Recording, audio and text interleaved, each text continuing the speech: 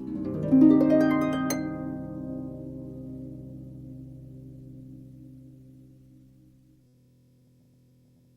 right, so... Ugh. Oh, God. Time for Witchlight. That is what it's. Perfect timing. Very good time. Right. All right. Yeah. Previously on Dungeons and Dragons, after seeing Alis and friends safely off and putting the archaeologist Lyrie in a cell, our protagonists ventured further into Pater's Ball to confront the orchestrator of Rizal's recent woes, Nuala. Sneaking carefully along, they found the entire lower floor sloped to the west, suggesting that the whole dungeon had shifted at some point prior to the carving out of the upper area. Down here, the dust was thick and damaged iconography hinted at a much older civilization. Bypassing a strange trap, they heard a woman conversing with a small boy and thought they might use teleportation to rescue them from afar with Pip's teleportation wand. But stealth was not their forte. Nuala easily heard your ruckus and greeted you personally, seemingly less fazed by your frantic attacks than the questioning why Voltan's countenance matched her own. With answers not forthcoming, the cult leader rendered young Eiglin catatonic within a force bubble and trapped the party in the dungeon with her mad self. Combat ensued. While Pip was able to use his portal trickery to shatter Eiglin's prison with Nuala's greatsword, the others were still trapped, frantically trying to seek another exit as they sought to escape with the catatonic child. In a desperate attempt to buy them time, Voltan drove against his seeming twin sister, who easily beat aside his defenses, thundering his blade. At the moment of the killing blow, however, the two vanished from sight, appearing in an ethereal realm where lightning danced among cloud-wreathed roots, from which upside-down islands were suspended by gigantic black chains. Above them, a great crystal of ice and a giant golden flame wheeled overhead, and two beings of titanic proportions appeared, an archangel female and an archdevil male, their features and coloration bearing an uncanny similarity to the embattled twins. These titanic beings cast their weapons at each other, each declaring its name as they did so. Retributor, Redeemer, with shards of them coalescing new weapons, which the twins continued their fight with. With each blow they rained down upon the other. Reality seemed to shatter around them until they reappeared in the dungeon in a concussive blast that knocked the others aside. Although Voltan eventually did fall, each blow he suffered, Nuala also reeled until with the final strike she was dragged screaming through an infernal portal by a huge devilish hand that was not unlike her own. And with that, the battered and bruised heroes made their way back to the courtyard, where by the first light of dawn, an unlikely sight was revealed. Duchess Karina and several other familiar faces. Let's see here. So, it is dawn, and you guys find yourselves in the courtyard of Pater's Ball, where so recently it looks like someone was having a big old barbecue, or would have liked to have had a big old barbecue, from a slain warhorse that you guys had liberated and that had saved your asses. You also find that Smokey, the goblin, has reappeared, and it seems like she now might be the chief of the goblins, because you see lying dead in the middle of the courtyard is Rip Nugget, and she's sort of standing beside him with her foot on the back of his head, her kukri still sticking out the back of his skull. The other gremlins are all sort of cowering around her and being obeisant in her presence. Meanwhile, the hot Auntie Karina is there, along with all the little children that were instrumental in helping to rescue you guys. Yeah, there was sort of a TPK moment a few sessions ago, and I don't know what you're talking about. It was all planned. We It was very learned clever. that Pickle should never be the one to plan things. Yeah. So, the party had underestimated the enemy resistance and quickly got surrounded by gremlins. Gremlins and goblins are related races. They're basically goblins are from the Feywild, gremlins are from the Shadowfell. It's basically the same race.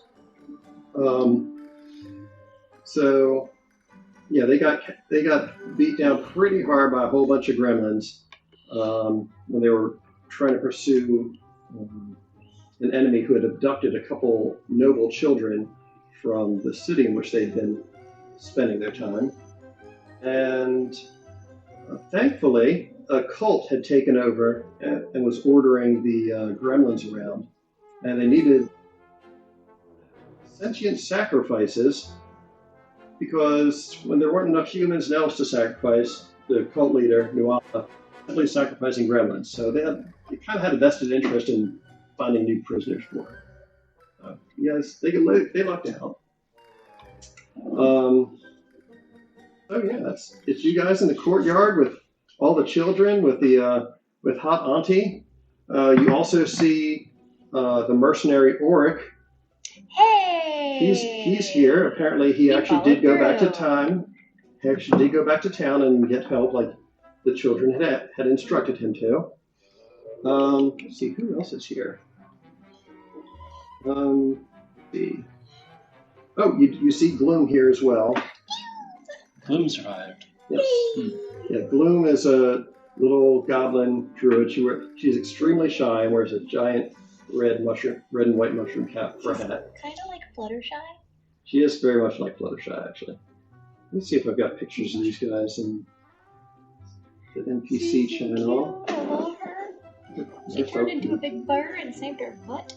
Yeah, she turned into fish and swam back to town. She got peppered too. Yeah. Let's see. Open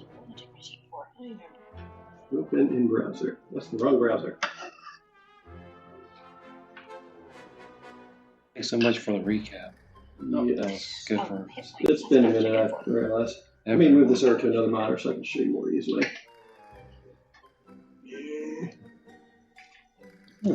I'm on the side right side up today. Let's see if I can do this from the OBS window. All right, so this.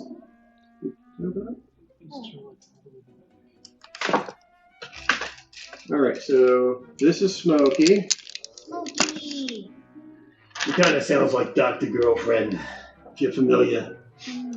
Yeah, but she's got a little bit of a habit. Venture Brothers? Yes. This is everyone's favorite auntie, Karina. Captain Cleavage. Auntie Cleavage? She's very popular. I wonder why. She has lots of personality.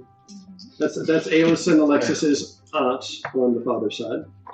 Oh yes, this is I know Landon is broken up. This is his stepfather, Paolo Orsini. God rest his soul. Yeah, poor guy. Poor guy. And his hot but kind of creepy mama.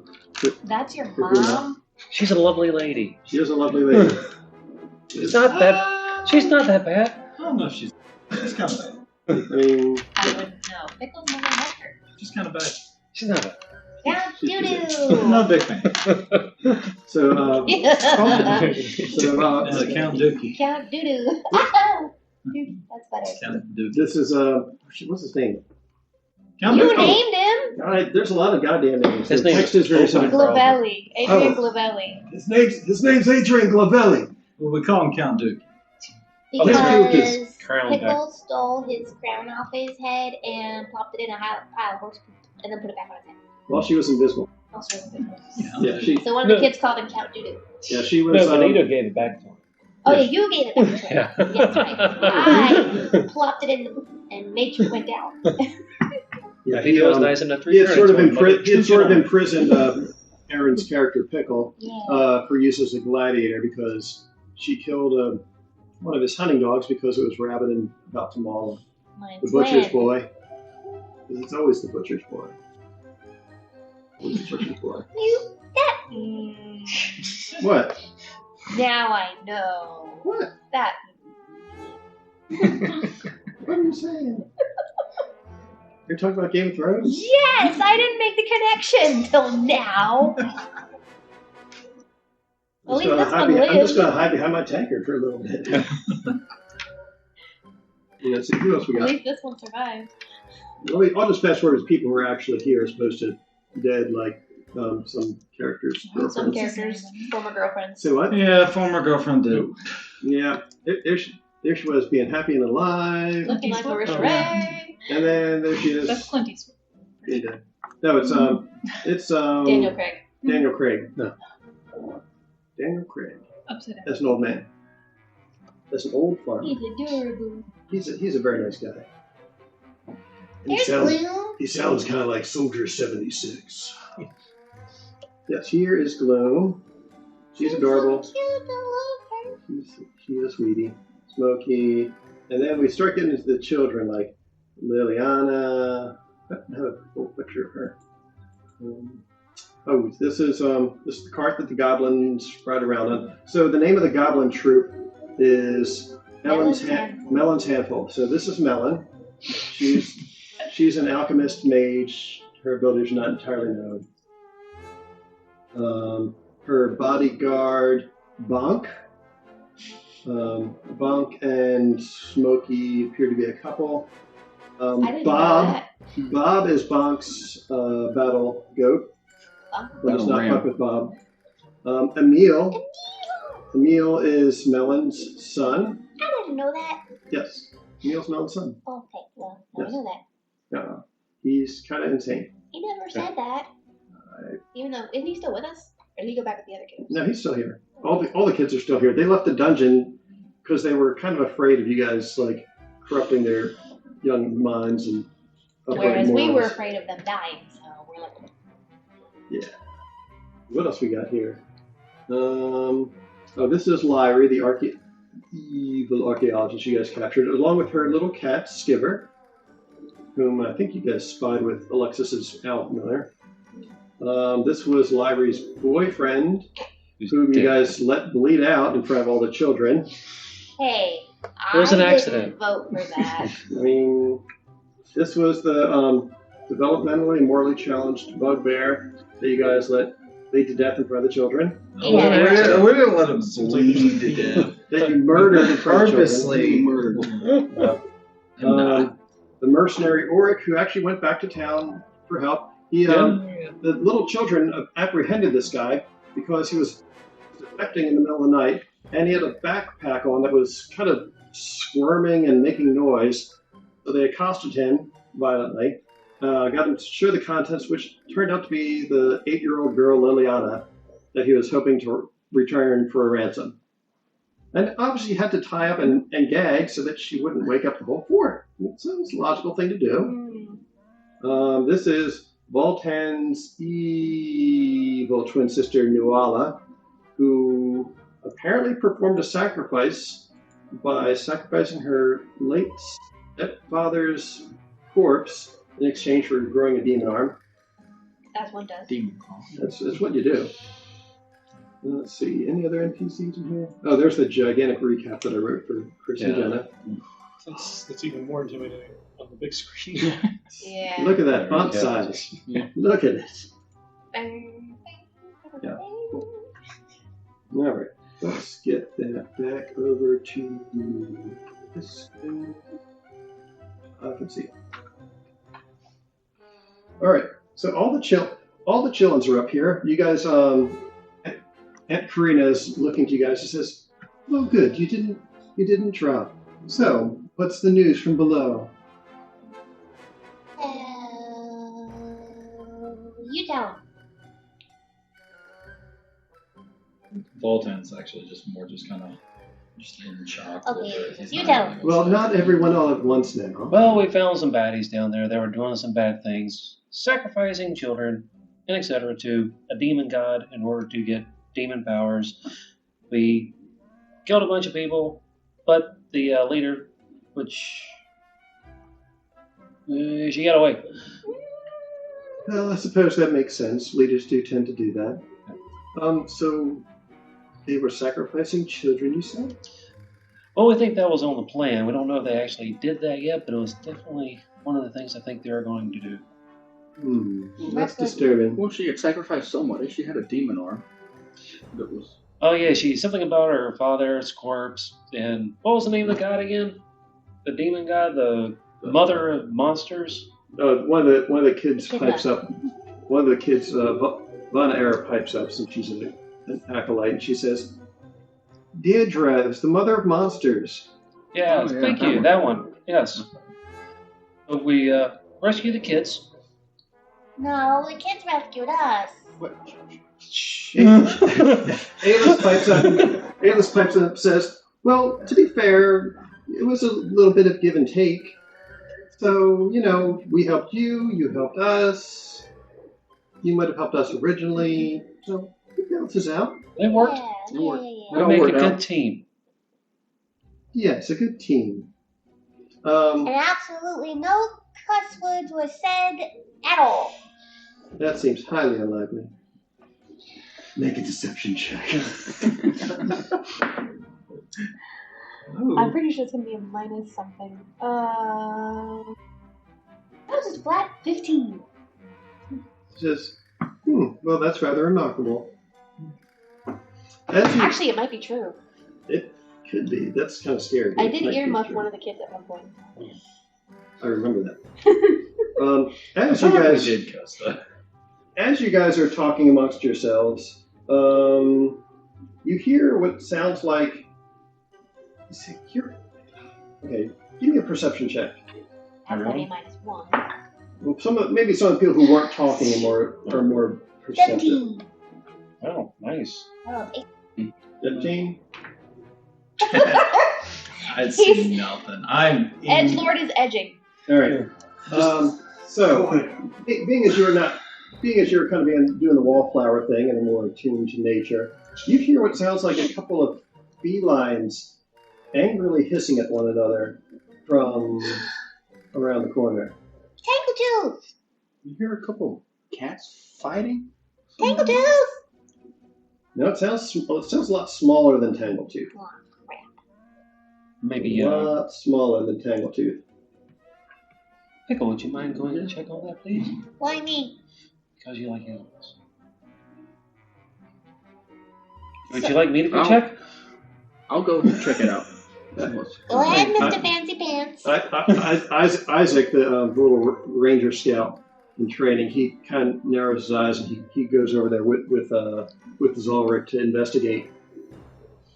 And what you see is you see like a what do you call it? It looks like a Siamese cat, and its back is arched and it's hissing, and a few feet away. How would you, Jenna, describe Bert is reacting to Siamese cat?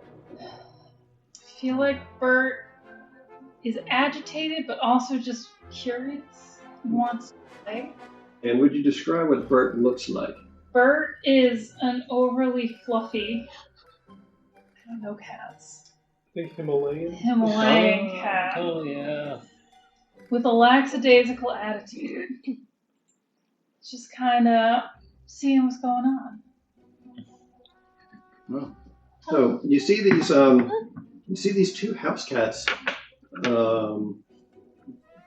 just kind of facing off and making a lot of noise. As some of the Isaac just kind of looks and says, "It's a couple cats."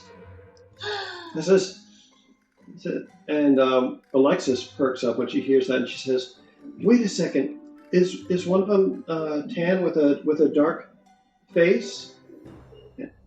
And I was just like, "Yeah, one of them is." And she's like, "That's Lyrie's familiar, I bet. That's the one I saw when I was scouting with my familiar."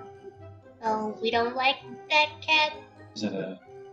And you hear you guys brought Lyrie back up from the prison at this point, and she's in your custody. The black archaeologist lady, the one we didn't kill. Okay. Not the one you didn't kill. But in fact, when you guys went and retrieved her, she about halfway melted her way out of Arsver cell using acid splash, but you put an end to that hijinks rather easily.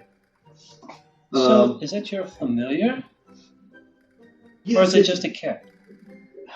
I'm a mage. Obviously, it's my familiar. Why would you even ask that? Aren't you an arcane caster yourself? Perhaps, but everybody has their own thing, so who knows?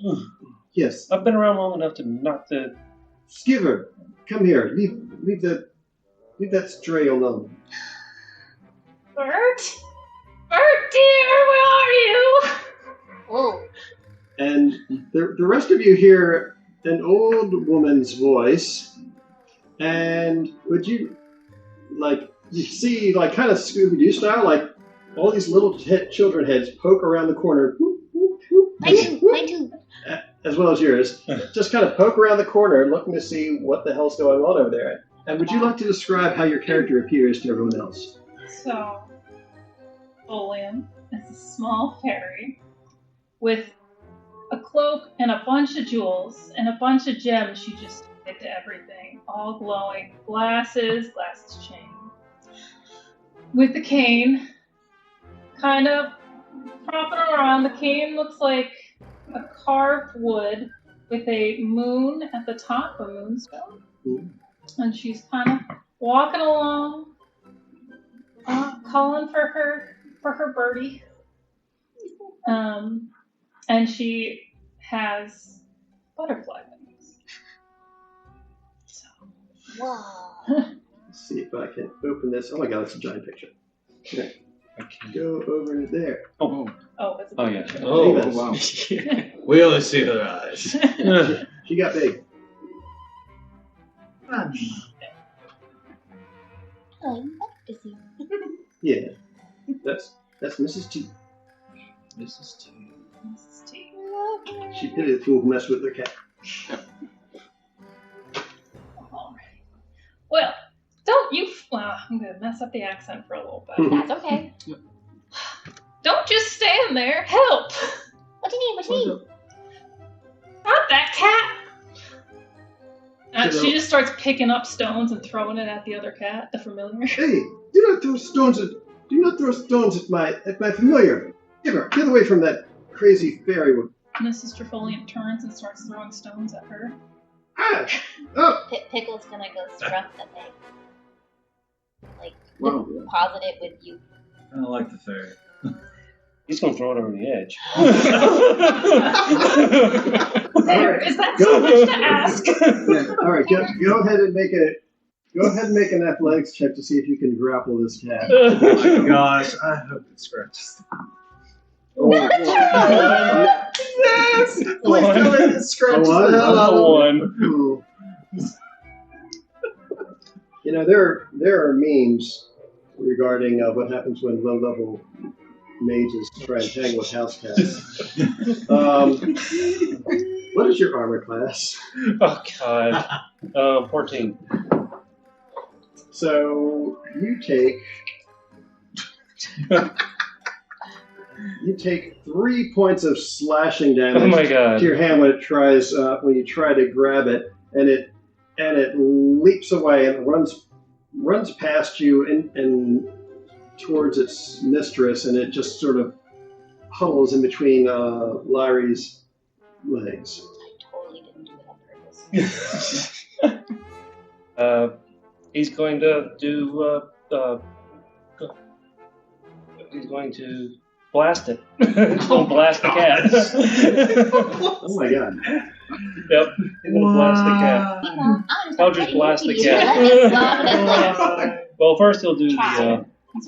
what you call it, the hex on the cat, and he's going to Eldritch Blast it. Okay, so you've already used one action this turn, attempting to grapple it. All right. So it's now hiding behind her. Yeah. The kids, there's like a chorus of angry chillin' as you try to like execute this cat, and several of them come up to you and are like kicking you in the shins at this point. Get him! Scratch, scratch, scratch. Oh, Alta looks at me. What are you doing? Yeah. Stop! It's a cat. Well, somebody do something about the cat then. No, I can't help the fact that you tried to hurt it. I don't mind. So- so pretty. So And the I'll draw the kids later. so the youngest child, or not quite the youngest, but the youngest girl. It's she's pretty. She's looks like she's probably about 8 years old. She looks like that. She's holding a doll that looks like a baby version of herself.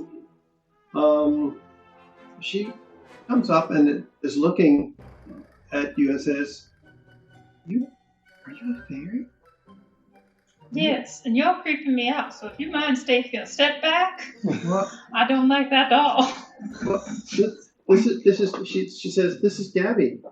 She's my friend." I've never had children of my own. Let that be a lesson to you. I don't know what that means. No, you'll learn in time. Sometimes big people are afraid of dolls. But yes, I'm a fairy. She just turns it back and goes, Like and she just walks away. She says she didn't mean it. She doesn't know you like that. yeah, grown up.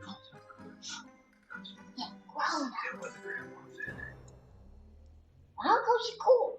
Oh, yeah. You done edging? What are you talking about? Who are you?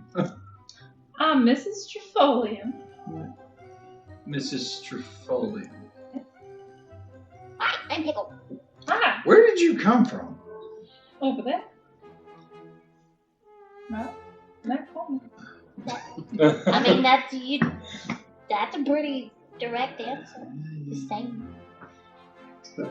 As you guys are talking amongst yourselves, Duchess Karina says, "Well, this is all very interesting, but it's just barely dawn, and we have all been up all night long. I would propose that we make our way back to the town of Roselle and get some breakfast and a good night's sleep, because I understand that the Witchlight Carnival is supposed to be arriving later today."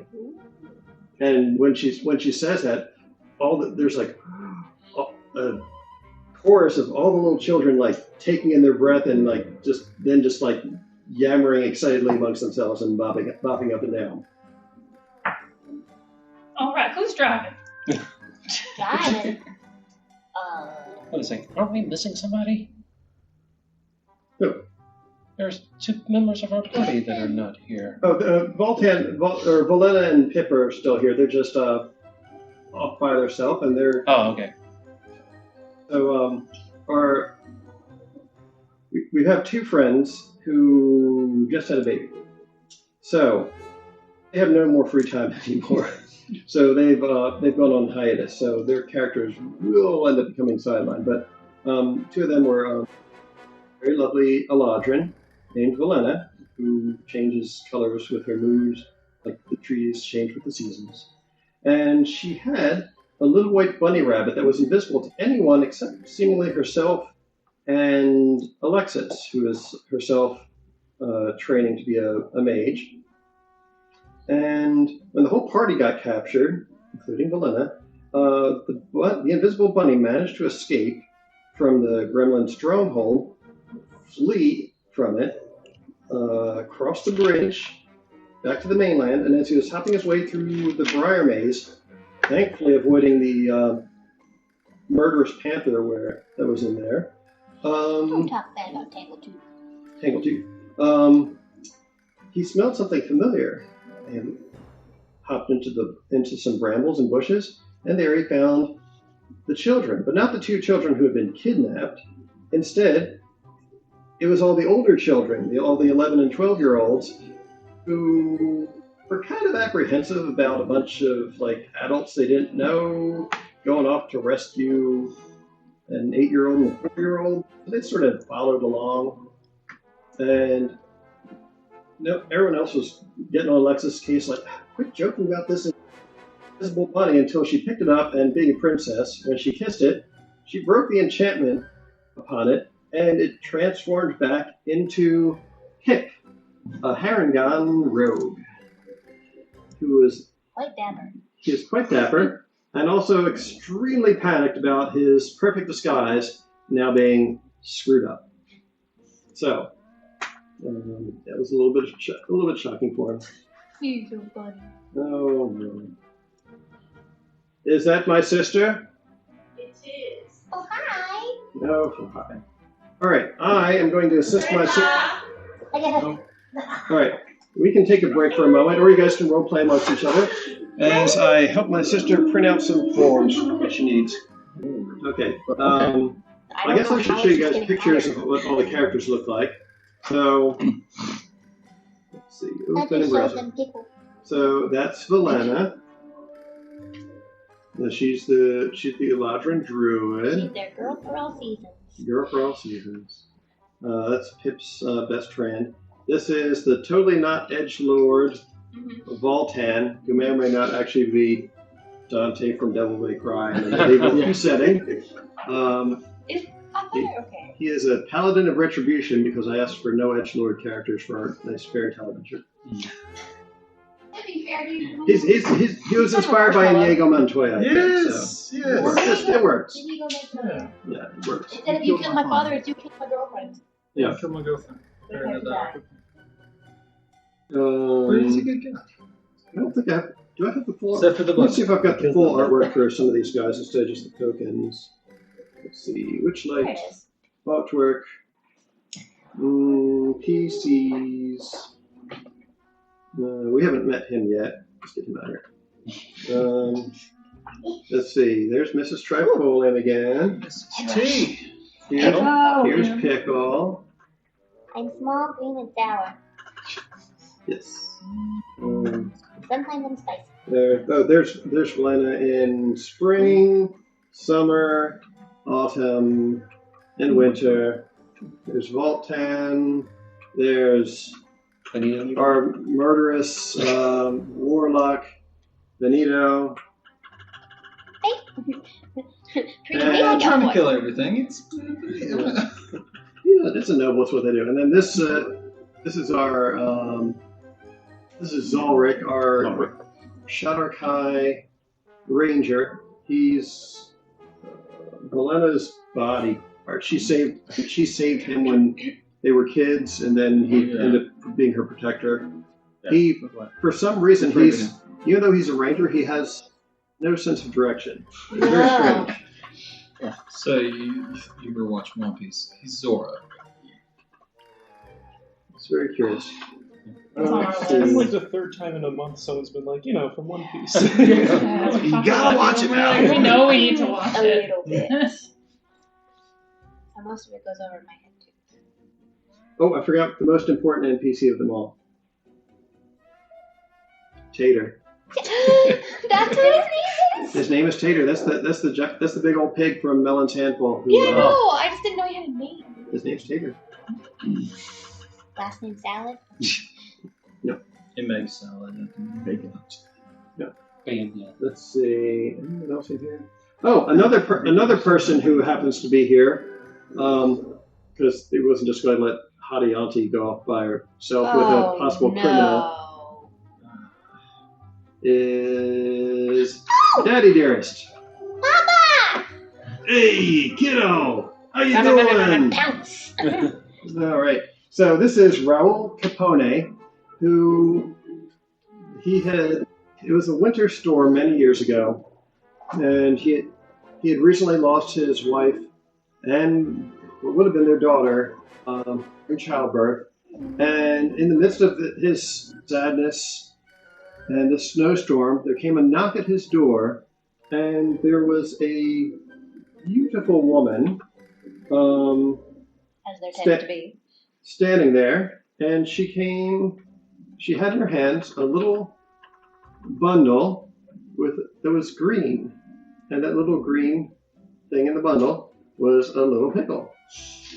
Piccolo. And so this woman with a very large hat gave him this little bundle to raise as his own surrogate daughter, and so he did.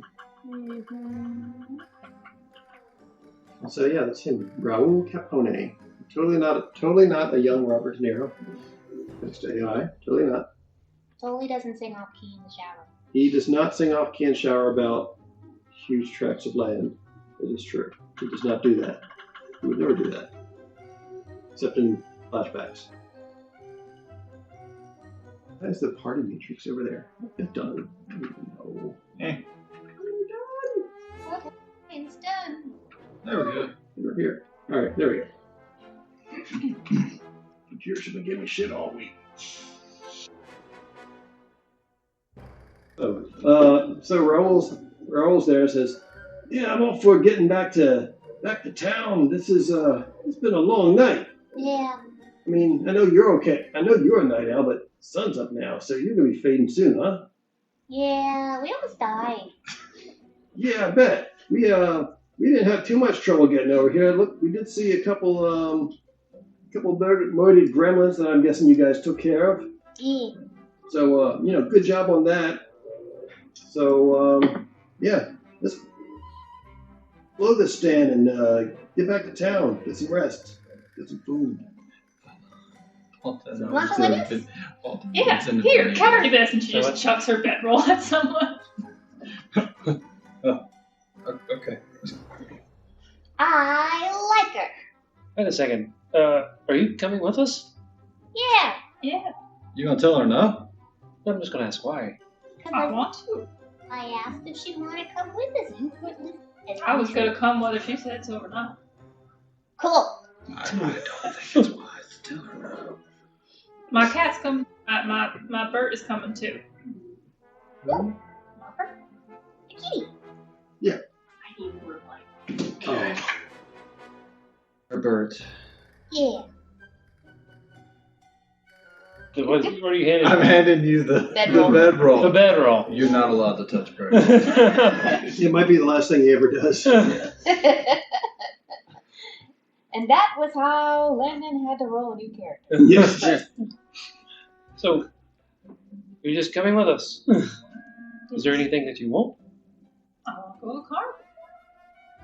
Fair enough. As a kid. As a And kid. now I have mules. Let's go. Oh, right. I should show you pictures of all the chillins. You already did. Let me show you the chillins. I forgot. I'll show all the NPCs. Let's see. Witchlight. Artwork. NPCs. Do I not have them in here? They're in the Oh, they're on Discord? yes, which we all have access to. That's more. Alright, so that is Alexis. She is a twin, and she's a mage. And then there's her twin sister, Alice, Bard. There's Melon's son, Emil, We love Who's- you. who's super exuberant in all things. There's Isaac. Who takes himself far too seriously? He takes himself far too seriously. Alice and Alexis are Karina's No, I like it. nieces. Emil is Melon's son. Isaac and Liliana are the children of one Ambassador Arvinder Cloknar of Jafar. And then there's Vana Era, who's an acolyte and possibly OP. And where did her I little know possibly about it.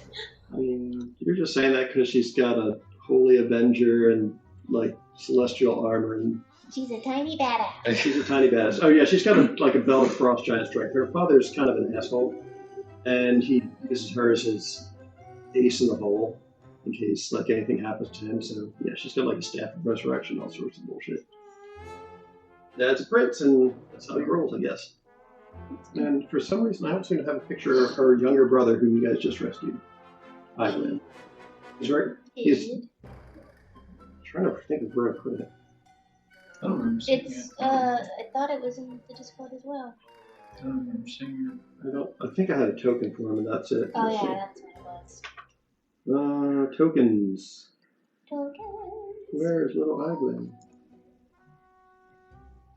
The small. Oh, here he is, Little Eiglin. He's in little. He is small. He is small and excessively white. That's Alize. Huh? That's Alize. That's a girl. Is it? Yes.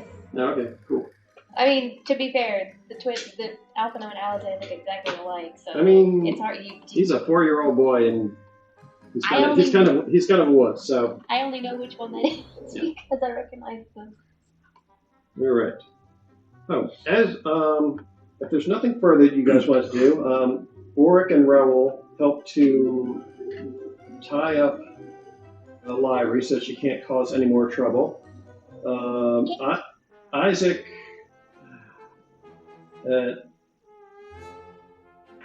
he keeps his eyes on another potential criminal here, and Ayla picks up Skiver. Otherwise she's giving it to the warlock. Who wants to kill it now? Who wants to kill it now?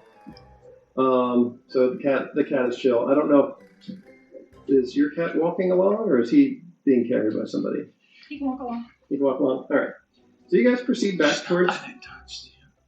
Huh? Oh yeah. So as you guys are headed back to town, you kind of end up finding out about what shenanigans ended up happening while you guys were away. So the children ended up coming across Smokey, who was hiding in a bush, waiting to ambush the next gremlin patrol that she saw. But when all the children emerged from down below, they managed to lure out Rip Nugget, the gremlin chieftain, which allowed Smokey to sort of assassinate him without an issue. And hence, without their leader, and when her having killed their leader, that made Smokey their de facto chief. As for how all this other backup got there, the hotel was quiet. Too quiet. Which led to the Duchess checking her niece's rooms, only to discover that they were missing. Unfortunately, because they took her purse of holding, which contained her crystal ball, she had a somewhat more difficult time scrying upon them to figure out where the hell they had gotten to. Until a very weary mercenary named Oric wandered into town, found Voltan's totally not girlfriend, Feline, the fluffy red-haired best friend, now working as a maid at the Grand Carnelian Hotel that Benito's mother helped finance and build, because she's a real estate mogul. And he informed her about the fact that the children were out at this island, which is the island is basically like the gigantic head of a colossal statue that fell into the sea somehow. No one knows if there's a whole rest of the statue down below it or what. So he told them that that's where it was. So she, at the same time that he was telling her about this, Melon was approached by her very soggy druid who had swum all the way to deliver the same information about the fact that everyone was up at Tater's Ball. So together, all of them quickly gathered some competent locals, including Raoul and Landry. Landry's here too, I think. And they rode out on Glovelli's forces. The Viscount's guards did initially protest, but the Duchess successfully intimidated them into not only allowing the use of the forces, but also coming along to ensure the safe return of both property and guest alike.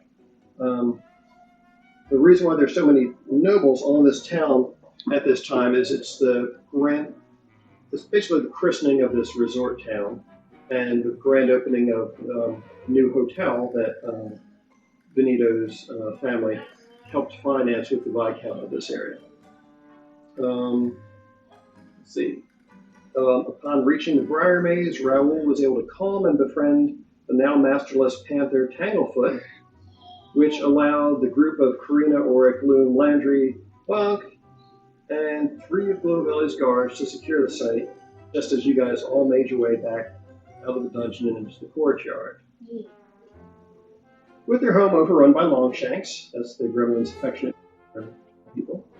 The remaining gremlins begged for mercy, whereupon Karina opened a portal into the Shadowfell for them to slink off to. Lyric, who was about halfway through dissolving her way out of the prison, via repeated castings of Ash Splash, was taken into custody by Glavelli's guards. She also implicated Auric,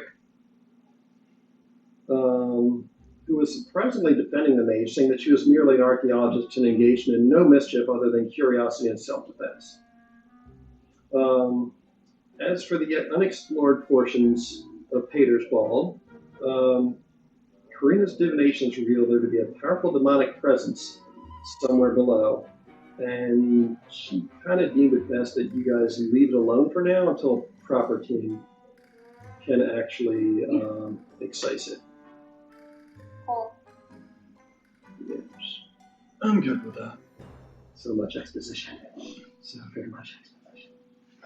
Too much strange stuff has been going on here. A lot of strange stuff. yeah.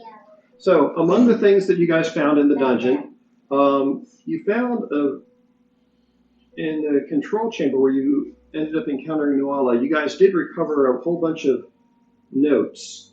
Oh, that's right. You can record a bunch of notes. So, You found a bunch of notes somewhere. Yeah. I thought he put it in his pack. Yeah. Okay.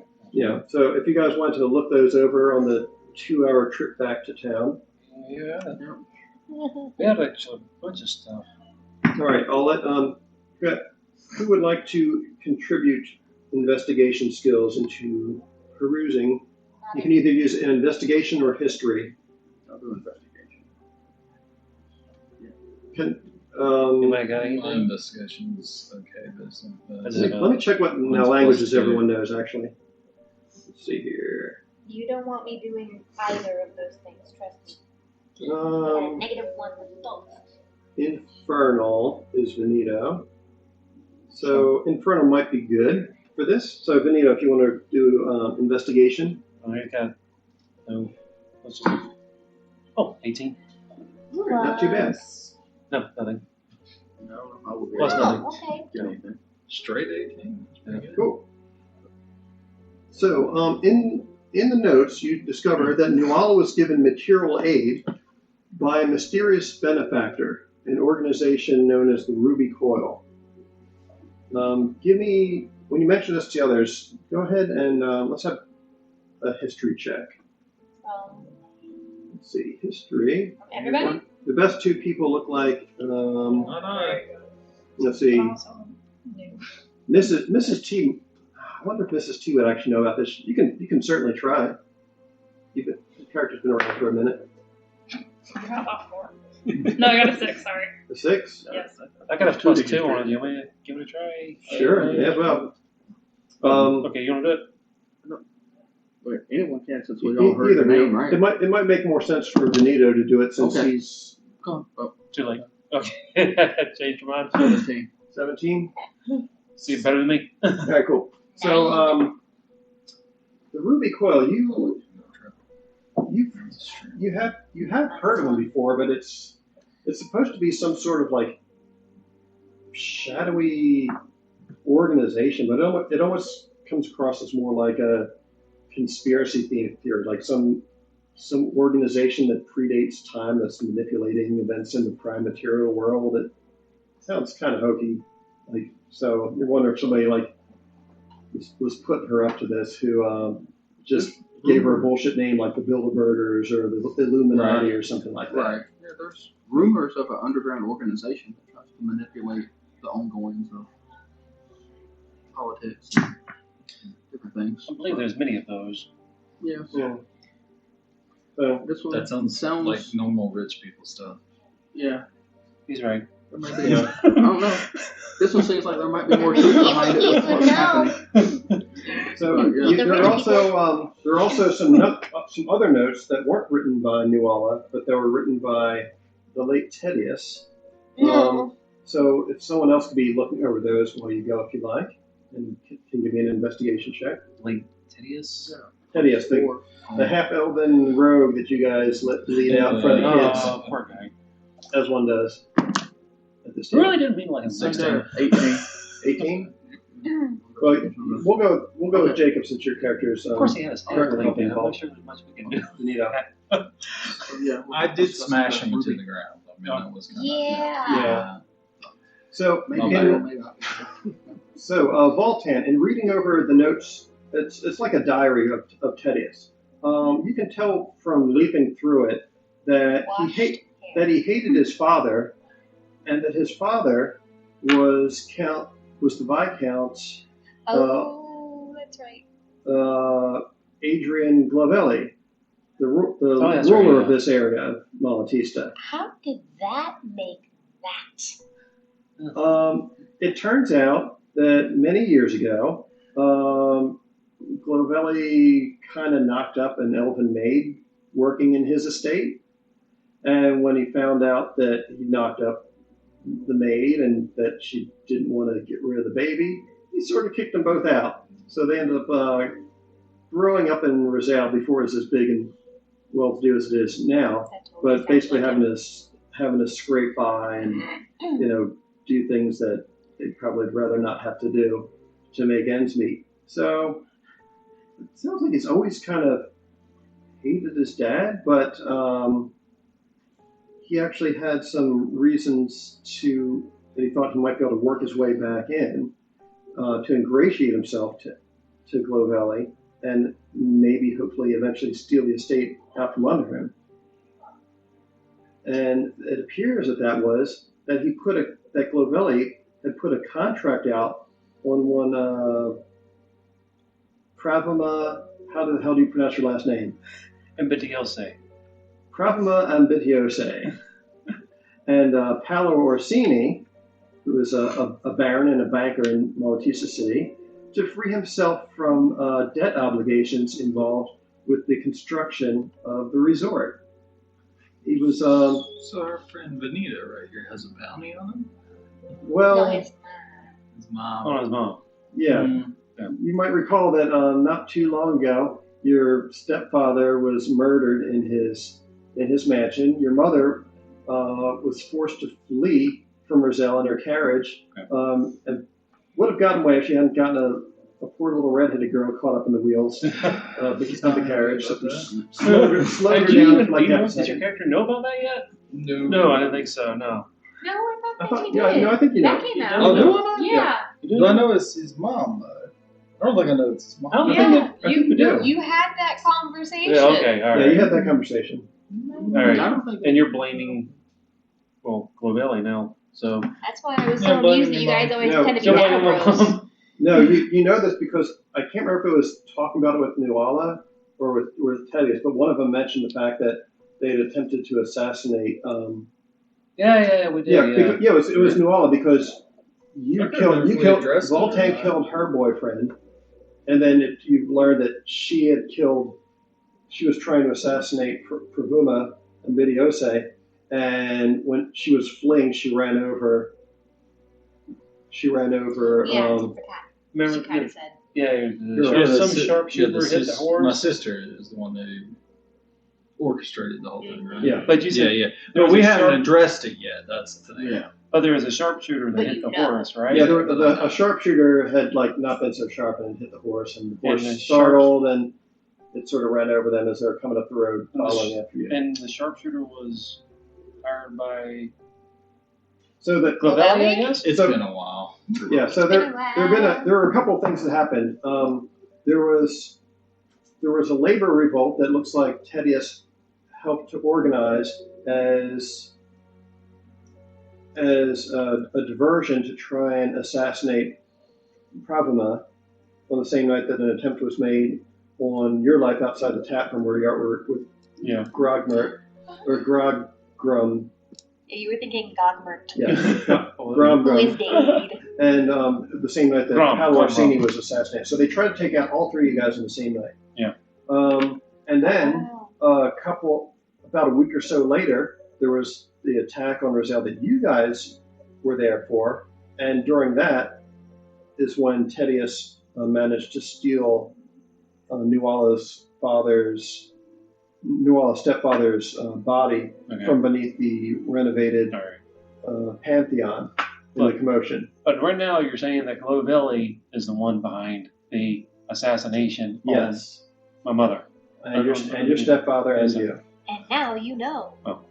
Yeah. So he was intending to use, and he was perfectly okay with it if the casino got burnt down, because he was intending to use insurance rewards from it to pay off the Order of the Wasp and refill his own costs first. If you recall, the Order of the Wasp were the assassins who showed up to try and kill you, and the only reason you lived is because your paladin friend from the Lightbringers, Gromgert, said, like, oh no, if he's a villain, then I'm going to take him out so that he faces justice. I got this, guys. And there was trickery employed, and he helped you feign your death. Yeah. So are you like relaying the stuff you're reading? Hold on. Yeah, I think I'm reading it.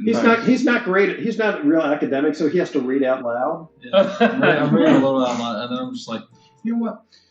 It says stuff about through that video. It says stuff about your mother. Oh shit! What? Saying a hit was out on her, and that's the whole reason that my sister put a hit out on her, and my girlfriend died. Oh, by the way. Oh shit! God damn it! From somewhere else, you hear Amos go, "Oh snap!" Yeah. Mrs. Treffeling pulls out some berries and starts to like watch it all. I feel like killing Gravelli. How about you? Bailey was talking about. Right now, I don't know what to think. I thought it was your mother. Now I realize it's my possible sister. Anyway, he just storms off in a huff. As Voltan storms off, Alexis jogs up next to the pretty fairy who's now flying along with you guys, and she reaches into her backpack and produces like a lacquered cherry box.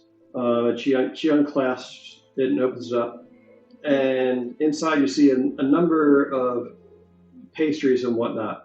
And she says, "Would you like some?" Are they poison? I don't think so. Or if they are, it's not very potent because we've been eating these. He says, "I've got an unending bottle of frost troll milk too. If you need something to wash them down." Pastry's fine, thank you, dearie. She like suspiciously takes it, just kind of, and then slowly turns away. Then she looks back and goes, "Oh, here you go," and just throws a piece of gold at her. He says, "No, I don't need that." You see a little boy Eiglin. The gold piece goes flying by, and he bends down and almost gets tripped over by somebody else, and he's just like running along. He's like, "He dropped this. It's all yours, dearie." He dropped this.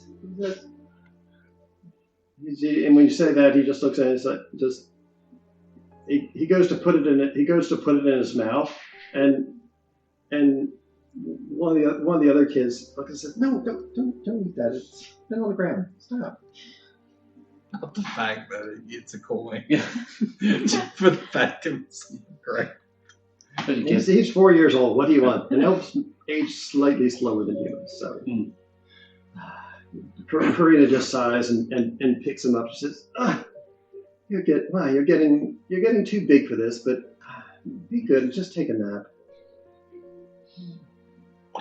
He says, "Oh." He just mumbles something and just like, there. Put some sleep on the pillows. Let's see. What else?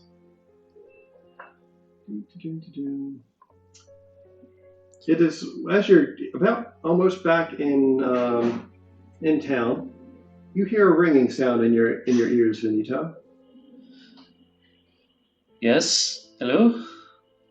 And it appears to be a pre-recorded message. Okay. Venito, it's Pravima.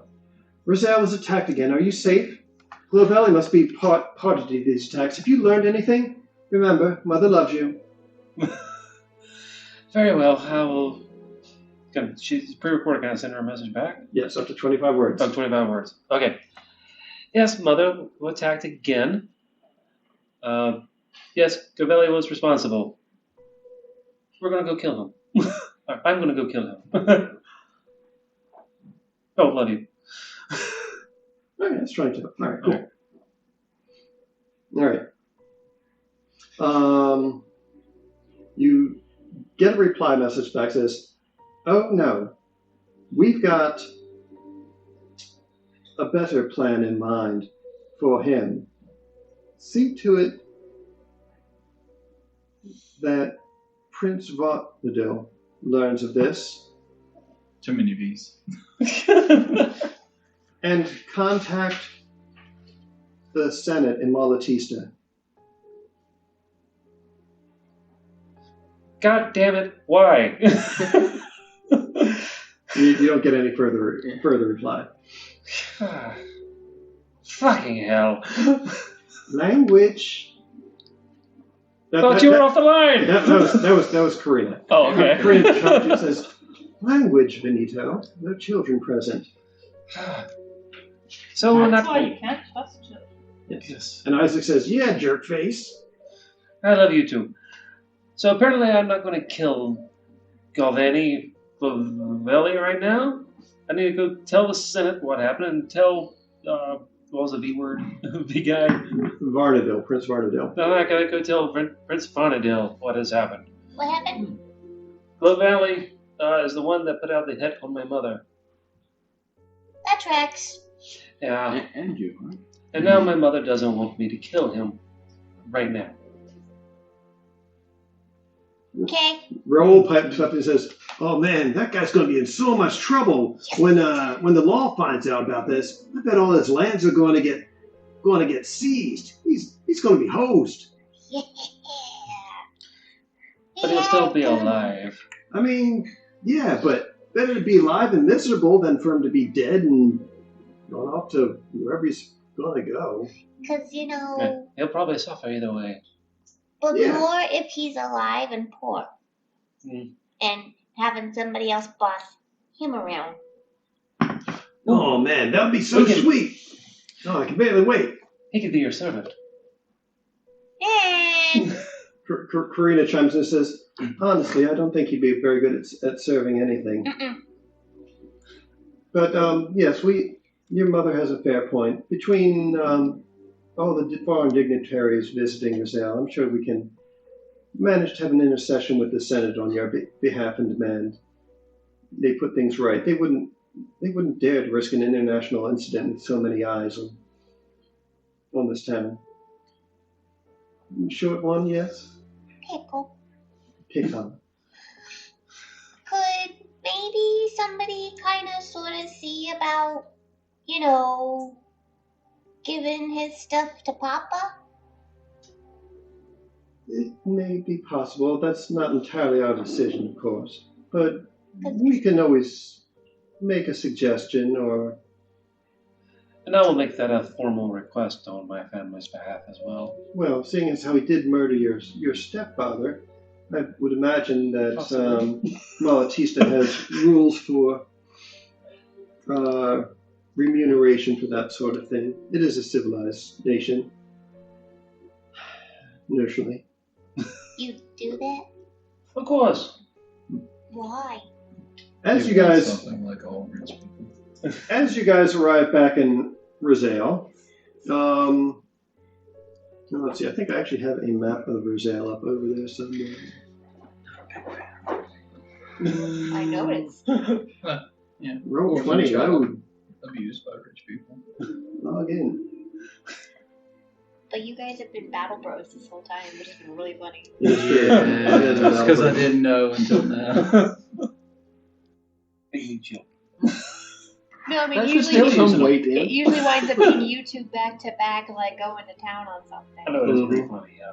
Alright, just waiting on Roll 20 to load up here. So you guys made your way from Petersbald all the way up here near Chris, down along the West Gulf March, all the way back around, and eventually have now managed to make your way back to the town of Rizal, Making our way. which is totally not burned down in the middle of the night. No, seriously, it's still standing. I was just saying, we did better not, considering all the trouble we went to make sure that didn't happen. Yes. Did we do?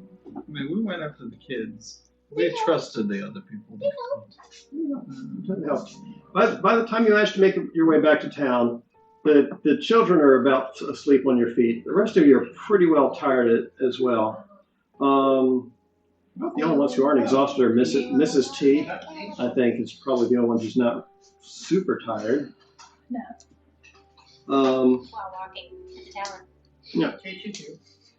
So you get back, and as you're walking in, you get Benito. You see a ship flying, or a flag that you recognize. Give me a history check. All right. I think it's +2. Yeah. Oh, 20. Dirty 20. 20. Nice. Yeah, you see a flag from a family crest that you swear you recognize from a few years back. Where was it you saw it? Second here. Plot thickens. The plot thickens. You added too much flour. Sure, it was in a. It's the. You remember now? It was someone you knew your freshman year at the academy. It was it's the flag of Clan Azucena.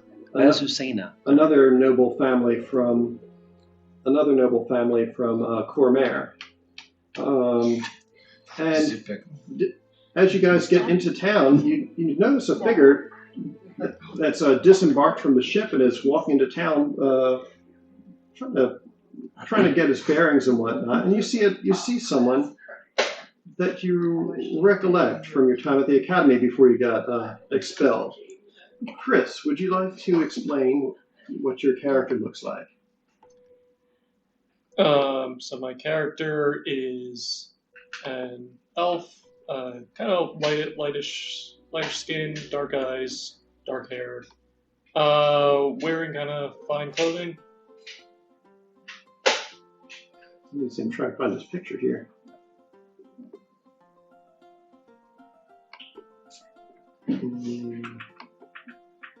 Are you laughing at the Genshin music?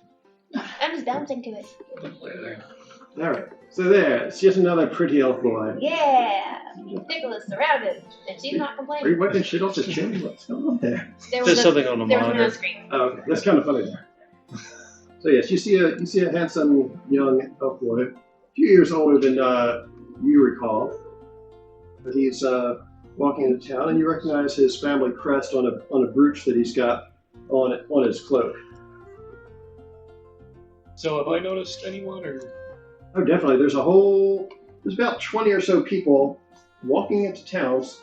Several of them appear to be nobles. There's also a good half dozen goblins, of all things, with them. There's a woman who's like riding on the back of a horse, being detained by some guards wearing the local livery of Lovelli clan.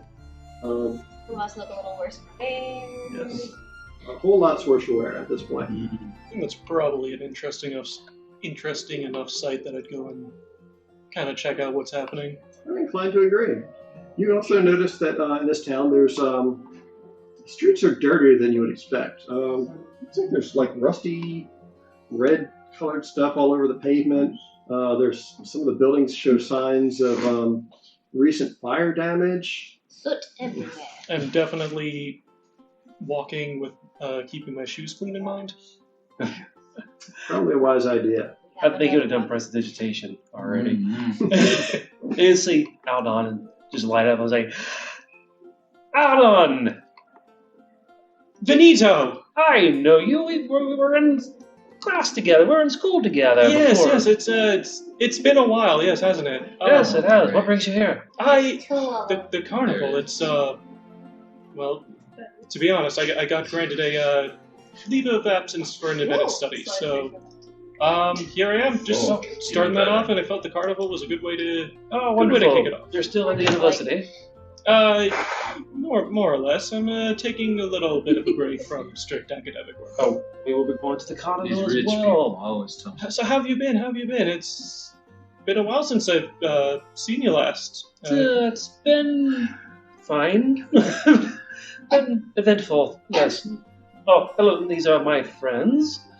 Oh yes, welcome. I'm More like a coin. my name is Alden. Alden, we were friends in school together. Yeah, we kind of heard that. Yes, we had. Anyway, this is Pickle. Oh, hello. Nice to How meet you. lawyer. Hi. Ooh, thank you. This Okay. You call her a lawyer? is warrior. Warrior. Oh, I thought you said lawyer. I was Why like, is that's he awesome. being nice to me? I'll take it. This is Voltan. Is he still with us, or is he still? Yeah, he's still there. Yeah, He's we still were there. sitting I here, made you it were very curious, clear. just letting He's make still- commentary. Yeah, okay. Grumpy. Hi. Oh, All right. hello, Voltan. Yes. He's usually in the same mood. I was gonna say. Wow. And this is Zarek. You ain't wrong. Hello, He, Zarek. he helps us find where we're Quite a lot going. of stuff happened recently. Volena pipes up and says, well, that's certainly one way to look at it. He, let's just say that he helps to accompany us on where we're going and ensures that we get there safely, at least. So he'll go ahead Hey, and I introduce know the other where we're two as well. Well, I'm sure you know where we're going, but that doesn't necessarily mean you're able to help find the way there. His sense of direction is crap. Yes, well, fairies have a strange idea of jokes when it comes to curses, I believe. At least that's my Do they really? understanding. And we've also Yes. acquired Cool. a fairy. I walk up to the pretty man and I wipe my hands on the bottom of his cape and Mrs. Trifolium! Oh, well, hello, Mrs. Trifolium. Pleasure. This is a lovely fabric. Yes, it's yes, it is, isn't it? Or it was, let's say. He's eating more of the berries. We just met her on the road and I we need a liked her. so- prestidigitation that. Oh, well, thank you. So you still picked up some old tricks. Ah, yes. Well, old tricks. So we've had some trouble, but we're working our way through it. But one of the little children, it's a little blonde, this little blonde elf girl wearing a red and purple doublet. She just puts her hands on his hips and says, "But by that he means murdering anything that gets in his way." Not always intentionally. Oh, if needed. She ain't wrong. Well, such is the life of an adventurer, I'm sure. Yeah, Yes, I unfortunately, guess. that was not intentional either. Sure, it wasn't. There's a woman who, Aunt Karina, Duchess Karina, who's in about her mid to late 20s. She says, Alden, it's good that you were able to make it. There's you'll find that there's several of us here who have decided to rendezvous in this town for as much the grand opening of the resort, as well as to take our progeny to see the Witchlight Carnival when it arrives. I'd say, how about you join the rest of us at dinner tonight? I believe that a certain amount of recompense is due these would-be heroes for the actions that they took. You see, they might have helped to rescue this little one, and she shrugs, and you can see that there's a little elf boy with like stark white hair, resting his head on her shoulder, and then she's also indicating a tawny-skinned girl with bright green eyes and brown hair who's walking by the side of the first blonde girl who spoke to you. She says, they may have performed some rescue work for us last night, liberating a few of our children from a band of gremlins who had kidnapped them in some unpleasantness that struck the town recently. Well, sounds awful, but I would be charmed to join you for dinner. That's for sure. I think that would be. Bet you would. I think that'd be lovely. In the meantime, we've all been up throughout the night, and it's been a very vigorous night. So I believe that some rest and relaxation is in order, and we can reconvene later today for some dinner in the formal dining room at the Grand Carnival. By the way, I have my familiar is a weasel that kind of hides in whatever I'm wearing a little bit, and I want him to kind of like peeking out and kind of just looking at Bert cautiously. So, give me a perception check. Okay. So we got Bert, a cat, and a weasel. Oh, that's a nat 1. That's the first real roll of this dice. Nice. You've done well. First roll of the campaign. Get out early. All right. So you don't hear, but you feel a gust of wind on the back of your hair, and you just hear the other blonde girl, Alexa, say, "No, no!" And at the last second, you see this white owl veer away from you, back up into the sky, and it circles around and then lands on hers. It's like, don't eat other people's familiars. Oh my god, it's the cutest thing ever. No. What was he gonna eat? What? The weasel. He was going for Alden's weasel. Yeah, weasel. Whisker seems all right though. Whiskers the weasel. Calm down. Yeah, Alexis just Fuzzies. like, you're naughty, and she she boops on the beak, and there's a poof of purple sparkles and it disappears. I didn't get to pet. You don't pet owls. They're not for petting. But Pet looks his, soft. go ahead, pet his weasel if you have to pet something. She's too young to pet a weasel. So Aylis, Karina, Raul, most of the grown-ups, very few of the children except for Aylis, all snicker at that comment, and the rest of the children are looking around like confused. She's like, "Why are you laughing?" She's very strange. She's like, "That wasn't a joke." No, that's the funny part. Oh, that's so weird. Just put it that way. Aylis just kind of pats her on the head. She says, "All right, let's get washed up and get some rest. I'm tired." So you guys all managed to file into the hotel and get yourselves a long rest and do your leveling up and whatnot. After a well-earned rest, you're awakened by a knock at your door. The young redhead Feline, Voltan's friend and currently maid at the hotel, looks like she's about to burst with excitement as she hands you a menu and says, The lords and ladies wish to dine with you this evening in the parlor. They reserved the whole place just for you. I bet you're in for a big reward." Bailey! She says, "Oh, you're so sweet." She gives you a big hug, and when she bends down, your face is suddenly filled with red floof. I think I have a picture of Feline around here somewhere. Oh yeah. Do I have to wear a dress? Do you have a dress? No, I only got this. She says, you're about the same size as that little girl Liliana. I bet you could ask her if she could let you wear something. But otherwise, you're what you are. Just maybe make sure you don't stink.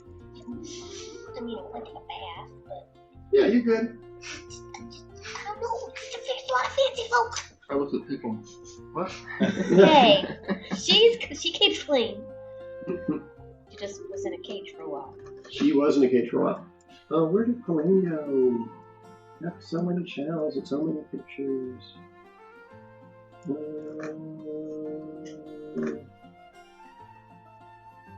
Oh, here she is. Fluffy girl. Open in browser. Browser, go there. Go, browser, go. What? To be fair, my Oh my son God, that's probably a chicken really needs to be supply. clean, so. That's big. Here she is. That's Voltan's not girlfriend. Sister of his late girlfriend. No, I don't think they're sisters. They're just friends. They're just best friends. Oh, I Yeah. thought they were sisters. We're all part of the same one. Okay, sister Yeah. from another mister. Yeah. Well, your girlfriend wasn't an orphan. She actually, Yeah. her father owned a candy shop. The woman. Yeah. Are we all together? Are we all in the same room? No, you guys all had your own separate rooms. Oh, so she just came to mine? No, she's going around to each person's room, knocking on their door, waking, make sure everyone's woken up. I am gonna pull her in though when she comes Whoa, Alright. whoa. in. Nah. I don't. Hey, what's up? You're very serious with. Did you know Benito's mom? No. Why would I know Benito's mom? He recounts that that. She did know that.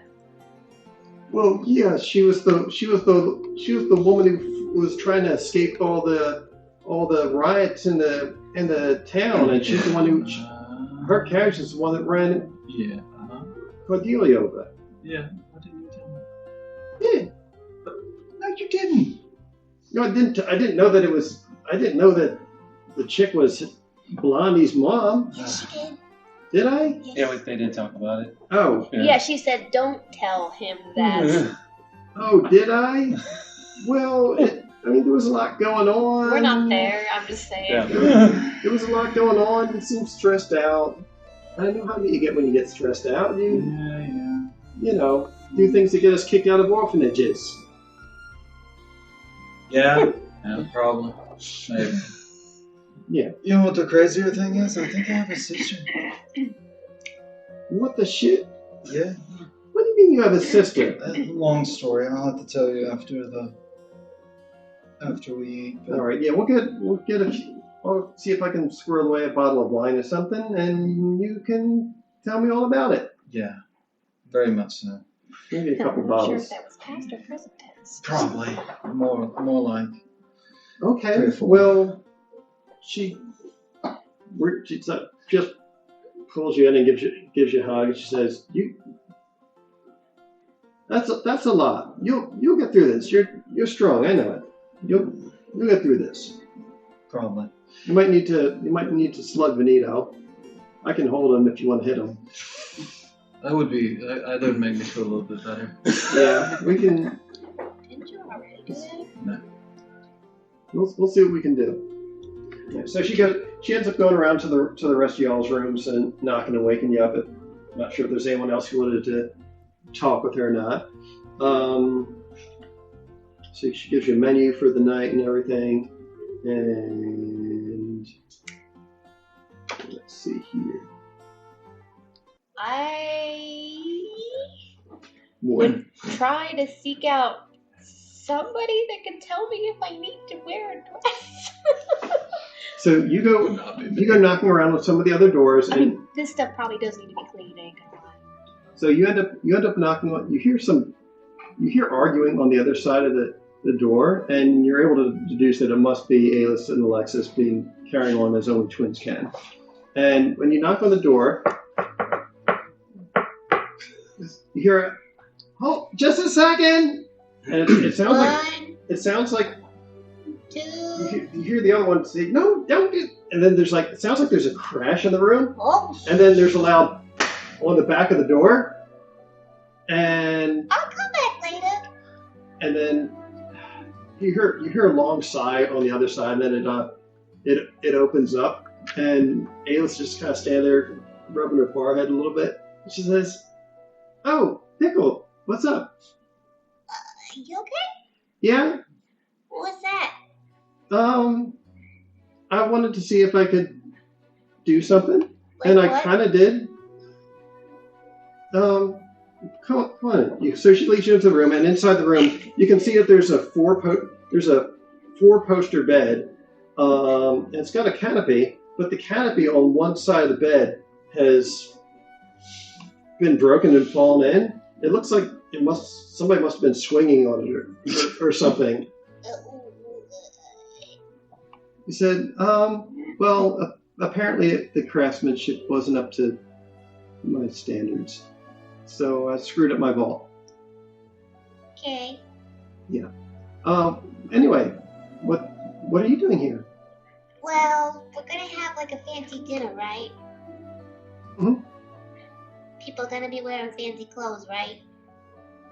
I mean, yeah. I don't got none. Oh, no. She cracks her knuckles, but she's too young for it to actually make any noise. And she says, "You have come to the right person." Well, I'm getting a little She scared. she Like, she maybe she, I pull, just she did pulls that? she pulls you in and slams the door. Oh, God. Didn't see no man. All right. So she manages to hook you up with some in one of her outfits. So she's got a lot of clothes. What exactly do you see I yourself ending up in? don't even know. Okay, so what she ends up doing is she ends up dressing you up in like one of her riding outfits. So it's got breeches, but it's got like a what's That's that? what I pictured. What's that? It's on leaves, though. It's I know, but it's fun. The general. It's on the general, but it's the That's me. Groot in the dress. Oh, Groot in the dress. Yes. I mean, it's general. better Oh, than this. Yeah. oh my gosh, that's adorable. Yeah, Groot. I am cute. I like it. So she ends up dressing up in like a riding outfit. So it's got some knee breeches with like slash and puff style. She gives you a doublet with some poofy sleeves to it, and a lot of white lace at the collar. And she's got some fancy boots for you to wear. Okay. And yeah, it's not super prissy like what they're wearing. It's you could actually fight in it if you needed to, but it looks a lot nicer than what you were wearing. And it'll be passable at a fancy dinner party? He says, you will be fine. Okay. No one's going to judge you, but now you look fancy. And Alexa says, "Oh, she forgot the hat," and she mage hands a hat over to you. And Does it have a little like netting and stuff? Sure. I am fancy as fluff. Mm-hmm. So there you go. All right, let's go get some food. I never wanted this so nice. So it is an extremely full room. Those are all piled in here. Let's see if I can manage to find a new token that I just made for. You can definitely see why it's called the Carnival, no doubt. It's very red. Roll 10. I know I made all the characters here. Oh, I made Mrs. Trifolium. Let's see. Send her. I don't need help bars in here. Hopefully. And shrink her down to the perfect size. Let's see, It's already small. she's super small though. That seems about right. Yeah. I'll put her with the other Fae at this table, I guess. Watch where you step. She's not on the floor. They put a little like one of the girls has a doll chair for you you can use. As long as the doll's not near it. No. Doll's not near it. Liliana, her feeling is still her. Oh, one of her feeling. Is that the one that assisted with the killing of? This is the one with the dog. Oh, okay. The one that called you pretty. Okay. What's the one that helped with the killing of the goblin mage? It wasn't any of the kiddos. That was one of the kiddos that did it. I don't think any of the kiddos killed anybody. Shot him did they? once. I don't think the kids killed anyone. They weren't there for that. Okay. Yeah, they were very against it. No. When we had the goblin, or yeah, not the goblin. The When the town gremlin. was originally attacked? No. When we're being rescued by the kids, right? We had the gremlin mage that was like the one that had the cat was in the cage, and Benito goes to try to stab it. Also rolled poorly on that one too. Well, no one else helped kill it. You killed it. But Liliana, the 8-year-old, she Retrieve the. she complimented you, and she says she was like that was the right thing to do. By the way, you're pretty. Oh, okay. Yeah. Well, one of them helped her. Got the. I can't remember. No, none of them helped in murdering It was anything. all you. Okay. And you. I mean, You two were the In my defense, I had been knocked out. I didn't know what was going on. okay, I think I need to add a new character for I'm feeling bad to about get that all guy the new now. characters. I didn't do that. I'm sorry. The bugbear. No, not the bugbear. Don't feel bad about the bugbear. The other one. The token. the elf, the boyfriend one. The one we read his letter. Wasn't really much. It was kind of nice too. It was. Yeah. I accidentally dropped my axe in his forehead. I think you. Yeah. I critted against him and it was like pulverized him to That's the right. ground. Yeah. Yeah. And we said we let him bleed out. I'm like, How's he's the got an character's axe in last his name spelled forehead. again? How are we supposed to like? You can't, that's not a healing potion. UCENA. We don't have. As you said, okay. There's journals. So I end up having to do like I don't personalize anyone's access because the way we do the VTT, since there's only really one token on it, if I made everyone's ownership of their token just to them, it does bad things. So everyone can see and move everyone else's tokens. Yeah, straight. Let's see, dynamic lighting. Your character has night vision, 60 feet. Okay, I think that's enough. Save changes. What? And we'll put him I on was just that. gonna say, every time I hear that, I just like think of like a hero's. Where did he go? Was it we're all here? No, it named him something crazy like Drywad Urfu. Ooh. Oh, yeah, I think that's like when you make a character that on Roll20, it just gives it like a random name until you change it. That's definitely random. I did change it though. Let's try changing it again. See me fancy. Edit. There's journalist. It didn't say the changes. Alden Al Azucena. There's journal. All players be edited and controlled by all players. Save changes. There we go. All right, cool. Well, Benita's going to want to go to talk to Valdan if he has time here. Yeah. All right, so he can go to the bad boys table, I guess. All right. And he does that just as his old buddy Alden walks into the room. And since he just vacated his seat, Can steal his seat. Prince Varnadell, who is seated in the corner to where he may survey the entire room. Question. Yeah. You had a memory of getting beat to the tar out of by two fancy folk? My brain make a weird connection. When I was a kid. You. Benito does look somewhat familiar. Alden may possibly also look I was familiar. right. Oh, wait a second. What? Sorry. I thought that was in character knowledge. You beat me up as a child. So yeah, so You and your buddy. Okay, that doesn't seem So- like something. That's definitely out of character for Benito. is it? Yeah, that's pretty out of character for Benito. As a young. No. Well, I don't know about beat up, but like. No, they were bullying him anyway, not beating him. Not necessarily beating him up, but I'd say bullying somebody would be out of character for him. no. Unless he Being started it. snobby. Unless he's of a much lower social status, being an orphan.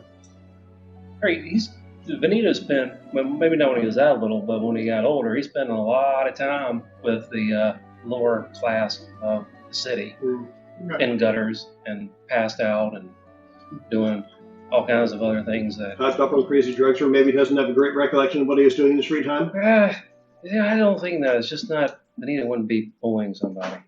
Okay. You sure? Let's see. No, Benito would not be bullying somebody. Let's see. I mean, Valtan, to you, all these nobles look the same. They did. Who knows? Okay. Let's see. Where I was just I? remember that one. Wait. There's two of them. When you arrive in the parlor, you see Prince Iglason, Duchess Rowan, and Ambassador Hloknar seated together, while Raoul Capone is seated with the other goblins, positively beaming, and maybe trying his best not to, as he peeks over his shoulder at Lady Karina's decolletage and trying not to be too noticeable about it. At other tables, you see the young cadets talking excitedly amongst themselves. As you approach, the Prince, Duchess, and Ambassador rise, the men more gingerly from their recently healed injuries. When they, in trying to pursue the kidnappers, they hastily rushed off to the bridge out of the north side of Brazil, which was booby-trapped. And they boobied right into it.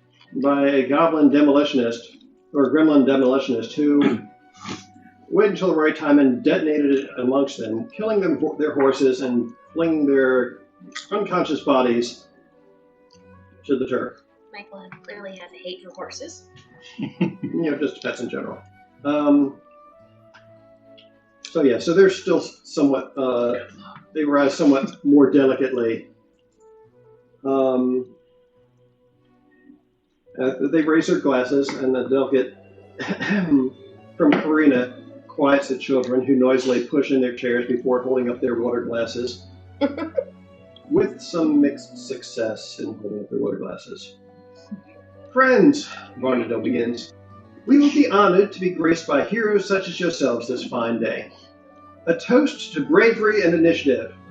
The others echo his words, though you're sure you just heard, to gravy and in a ship, from a certain very young prince who may have just spilled a water glass all over his head and that of a few of his other underage cohorts with an overzealous thrust of his cup. There's enough people in the room for prestidigitation. Yeah. You do notice that while Veneto had a spot reserved for him at the table with the other nobles, he seems to have vacated that position where he could have talked with his friend who was trying to reconnect with, and has gone to talk with his other friend who's just made acquaintance. Oh, I didn't know he was coming in. I would have stayed there. You'll have plenty of time to continue. For her part, Mrs. Trepolium, even though she didn't engage in any heroics, was still invited because everyone finds her fascinating. It's not every day to get visitors from the Feywild.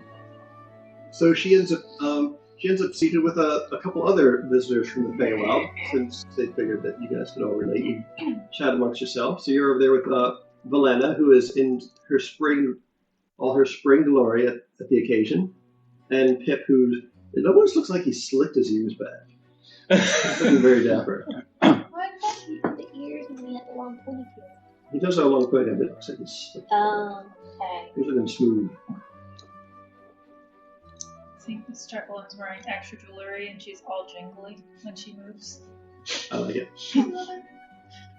But if you guys would like to interact with any of them, you may. Where am I? Where are you? I put you over here with your daddy and some of the other green folk. Your dad is in the midst of all the green people. Yeah. You can see the map, right? Oh, yeah. No, sorry. The angle, I was looking like it from down here. Let me zoom in since we don't really care about the one room. Yeah, Valtan kind of looks at you as you walked over and you sat down. Well then, I want to tell you I am absolutely, truly sorry for what happened with your beloved. It's not like it was your fault. Yeah, what? Not like it was your fault. It wasn't your fault. It was your mother's. But I'm so torn on that. But now it looks like it was just a outcome of something your supposed sister had set off in a chain of events. And Valley. I know. I don't even know what to think anymore. And the fact that you have a sister is even more puzzling. Yeah. Families can be difficult. I can relate. I'll agree to that.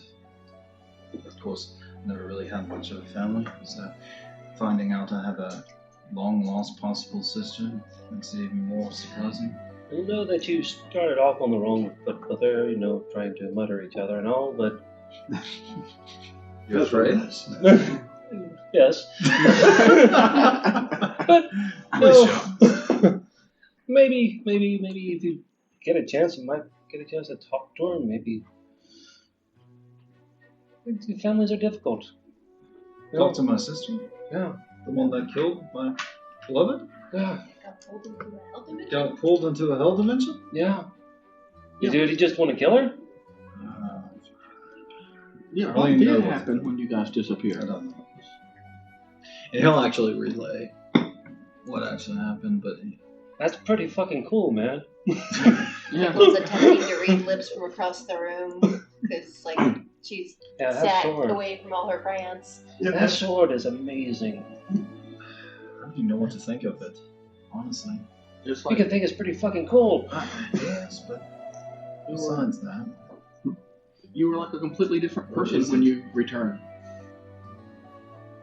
I do feel like something's different, but I don't even know. Anyway, he grabs a glass of alcohol. I feel like I need some of this tonight. Well, Yeah. to not being dead. Benita's gonna toast with you and down it. Just one big gulp. Oh, everything's gone. Aren't you supposed to be talking to your friend? They're getting Oh, I didn't notice him come in. Are we okay for now? I guess for now. For now. Oh. But, when we're in battle, I got your back. Literally. Possibly. You haven't failed me yet, but you may backstab me. Well, we'll see. Nice. Not intentionally.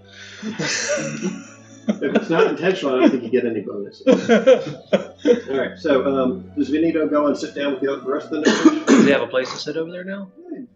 As you make your way back, they scoot over a bit to make way for you.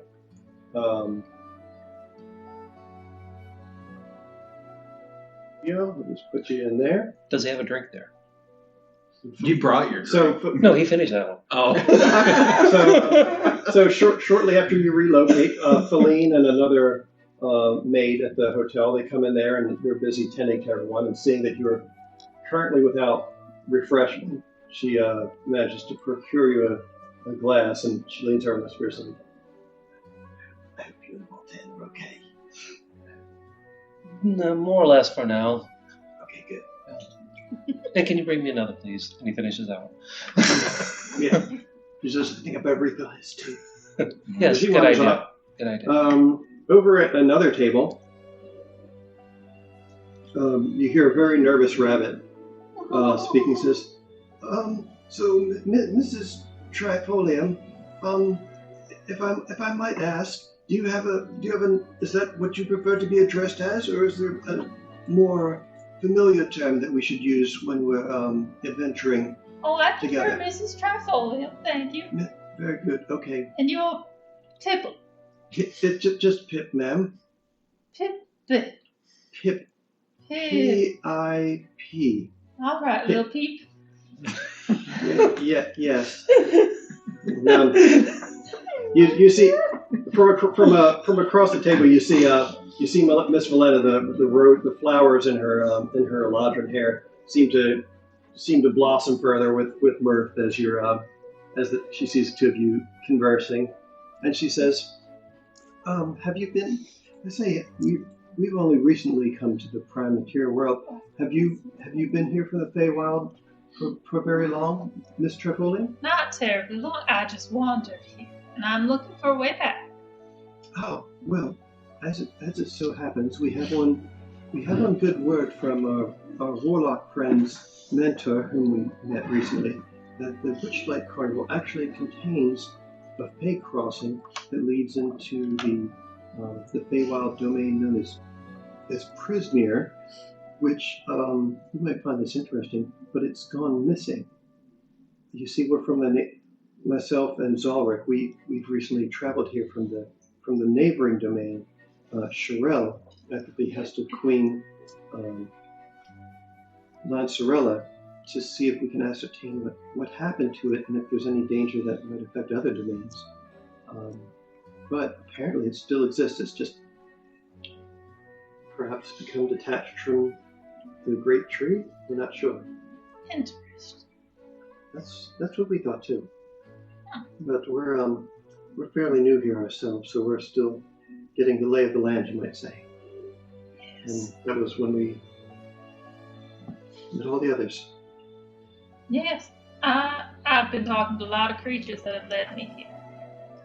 And then, well, I got tired of carrying that bedroll, so I need to find something. I can see that. I'm fortunate Zalric managed to bear most of our burdens. Although occasionally, if he's tired, I can change my form into other shapes if the need arises. Oh, me too, but who has the time? She just kind of laughs nervously, and sips on her water glass. He says, Zalric, he was originally from the Shadowfell, but apparently his whole clan was attacked by a Jabberwock, and it was all that they could do to open a portal so that he and some others could escape. But he was the only one that my family was able to find. So we just sort of took him in, and we've been friends ever since. You've all gone through a lot. Yes, well, I suppose that's the way of things, isn't it? I suppose. So about your cat. My husband. Oh, is he here too? No, my husband, Bert. Where is he? You from elsewhere in the chamber, you hear one of the children say, giggling as a dark shape darts from under the table and over to your side, and then the table shakes a bit as a very floofy black Himalayan leaps up onto it and sits next to Mrs. T and just starts purring heckin' loud. There he is. This is Bert, my husband. You married a cat? No, he's my husband. Oh. Pip says to Valene, he says, maybe it's like my situation where I've been cursed and put into the form of that little white rabbit that lived in your pocket invisibly to the others for so long. There are several princesses here. Maybe one of them could see if they could break the enchantment for you. Probably not. That's okay. He likes being a cat. Oh, well, to each their own, I suppose. The best thing ever. I'm just normal cat. It's either a normal cat or he did something really bad. And his wife did something about it. We're going to act like a tomcat, we'll be a tomcat. Speculation. Could be, I don't know. Cat for you. I'm being super big about it. So, you guys soon find yourselves mingling with royalty and nobility while you're being plied with the finest wines and charcuteries, steamed clams and shellfish tossed with savory noodles, tender veal and buttery sea bass that melts in your mouth. There's succulent roast vegetables and pillar-shaped pastas filled with almost any filling you can dream of. By the time Pauline trots out a cart laden with cakes and pastries, you're all about ready to burst, although the local coffee specialties, served with frothed cream and cinnamon, smell divine. This is the fanciest food I've ever had in my life. Yeah, every time you guys get served something, after a few minutes, they come out and bring more plates, and they do this 7 times throughout the course of the evening as it's growing dimmer and dimmer outside. And there's no end to the number of dishes you guys are being served, it seems, until dessert finally gets there around the 7th course. Mm-hmm. After everyone has had their fill, the the coppery-skinned Ambassador Arvinder chimes his glass with a fork and says, "Your Highness, I do believe a more material show of Ilmaron's appreciation is in order." What? I can see the what? No, it's like, say what? Where you at? Literally, Oh, what they're you all do. over there. And Prince Varnadil, over in the corner there,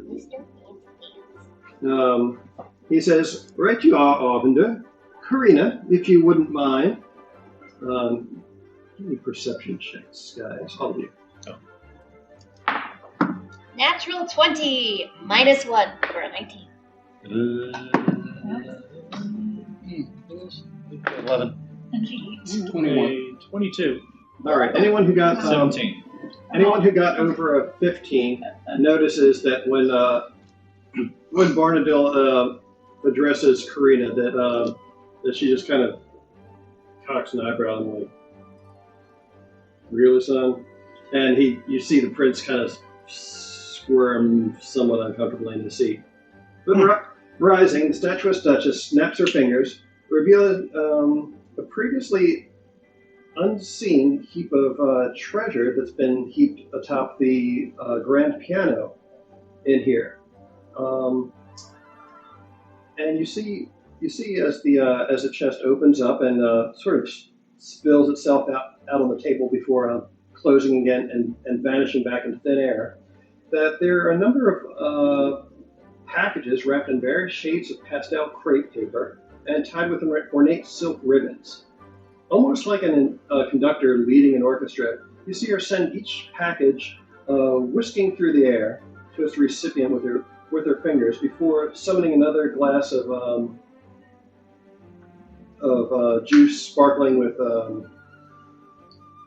effervescence to her hand. And then she says, "Now then, let's see what you all got, shall we?" And beneath the fancy crepe paper and ribbons, you each find a well-made rosewood box formed by intricate elvish joinery. Let's see what everyone got. Starting with Velena, as the beauty from the Feywild inspects her gift, Ambassador Flognar speaks up. "This was a boon granted to me many decades ago by another of your kind. While I cannot deny it made for a beautiful adornment in my study, I feel it diminished. I feel its potency has been diminished somewhat by being kept overlong from its purpose. I believe it should be happiest returning to serve the Eladrin once more in your hands, Lady Velena." And so Kelsey, her character, whenever they're in return, will have use of a moon sickle. +1. What flavor is it? Huh? What flavor is it? Moonsicle. It's moon flavor. Sherbet flavored. Raspberry sherbet flavored moonsicle. Sorry, I Okay. apologize. I'm dead. It's a dead chip. Excuse me. You've had a little bit. I laughed. It's I true. laughed. I thought it was funny. Next up, as a member of the terrestrial aristocracy rather than the Feywild aristocracy, Benito, you open your package to reveal what at first glance appears to be a pile of liquid silver. It's only when you hold it up that it reveals its true form. And Varnadil says, "A specialty from the heart of Ilmaron's mountains, worked by elven smiths. It may keep you well and serve as a token of our kinship, Scion of Malatista and Cormair. And you have gained an elven chain shirt." "Lady Velena, as for your protector," Arvinder speaks up, "Master Zalric, I can see that you are a practical sort. The jungles of Zuktal are as famed for their fierce beasts as are the various warriors who hunt them. It is said that their shamans imbue the souls of the most powerful predators into wraps, both to empower their hunters and the spirits of those great beasts that they may live on through them." Oh man, I was hoping we would have made it a bit further before the fireworks went off. Okay. Oh, that's lovely. All right. So they imbue the souls of their most powerful predators into wraps, both to empower the hunters that wear them, as well as to honor the spirits of those great beasts so that they can continue to live on through you. And your gift as bracers of archery. The attention shifts to the Eladrin's other companion, and this time it's Karina who speaks up. I actually grew up among the Fae, but I feel remiss for having overlooked our velvet-robed visitor upon our first meeting. Here's hoping this little trinket will reveal to you all sorts of wonderful surprises. And gifted to him is a lantern of revealing. As Voltan opens his gift, Varnadil says, for someone who selfishly put themselves in harm's way to protect others, we thought something that might ablate the consequences of such recklessness was in order. You may think we jest, but rondels such as these are normally issued only to the royal guards of Ilmaran. We do hope that the legacy will be done justice in your service. And in the box you find a guardian emblem. And it's on a rondel, like a round piece that goes on your armor to protect the armpit. Lardadil, Princess Backhanded Compliments. Yes. So it's a guardian emblem. Up to 3 times a day, you can cancel a critical hit on either yourself or someone else within, I think, 30 feet. That's... Ooh. That's pretty cool. Let's see. And last but not least, What? when Pickle finally tears into her packaging, she finds not an axe or a shield nor even a piece of jewelry. Instead, she pulls forth a scroll of thick vellum filigreed with gold, stitched with red silk, and covered with what looks like ink, half of which is penned in an elvish hand, and the other half in a human's. The ambassador gives his prince a faint smile before taking an overly long drink from his water glass. What's this? And Raoul looks over his daughter's shoulder, trying to make sense of what it is. Karina gives Varnadil a querulous look before the prince finally speaks up again. It's your freedom, my good goblin. We purchased and annulled your contract to that your contract to Viscount Glavelli, and issued you a writ of safe conduct, a visa, if you will, that others like him dare not accost you, lest they incur the diplomatic wrath of Ilmarand. Karina just kind of... I mean, I thought I already kind of freed myself, but thank you. And then he says, also, we arranged for all charges against your father to be expunged. Yeah! As the Duchess sighs and puts her hand to her forehead, you hear a familiar girl's voice from across the room shout, "What kind of gift is that?" I think Mrs. T starts booming.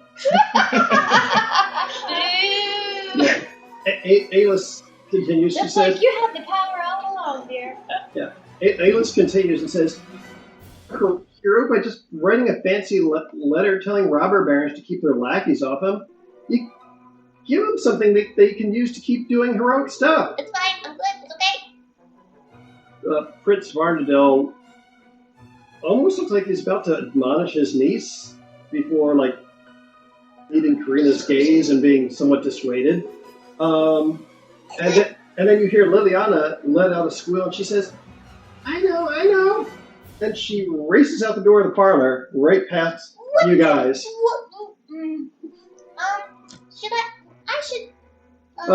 Arbinder says, please forgive the disruption, Your Highness. Isaac, go see what your sister's up to. It really didn't need to cause a fuss, and people are staring at me, oh God. Yeah, so there's a minute or two of uncomfortable silence that's broken only by the sound of small feet tearing ass all over the damned hotel.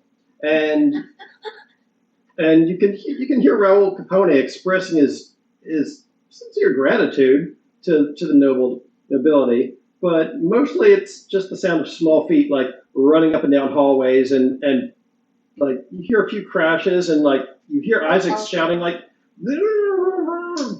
kind of muffled by the fact that it's another floor up above yours.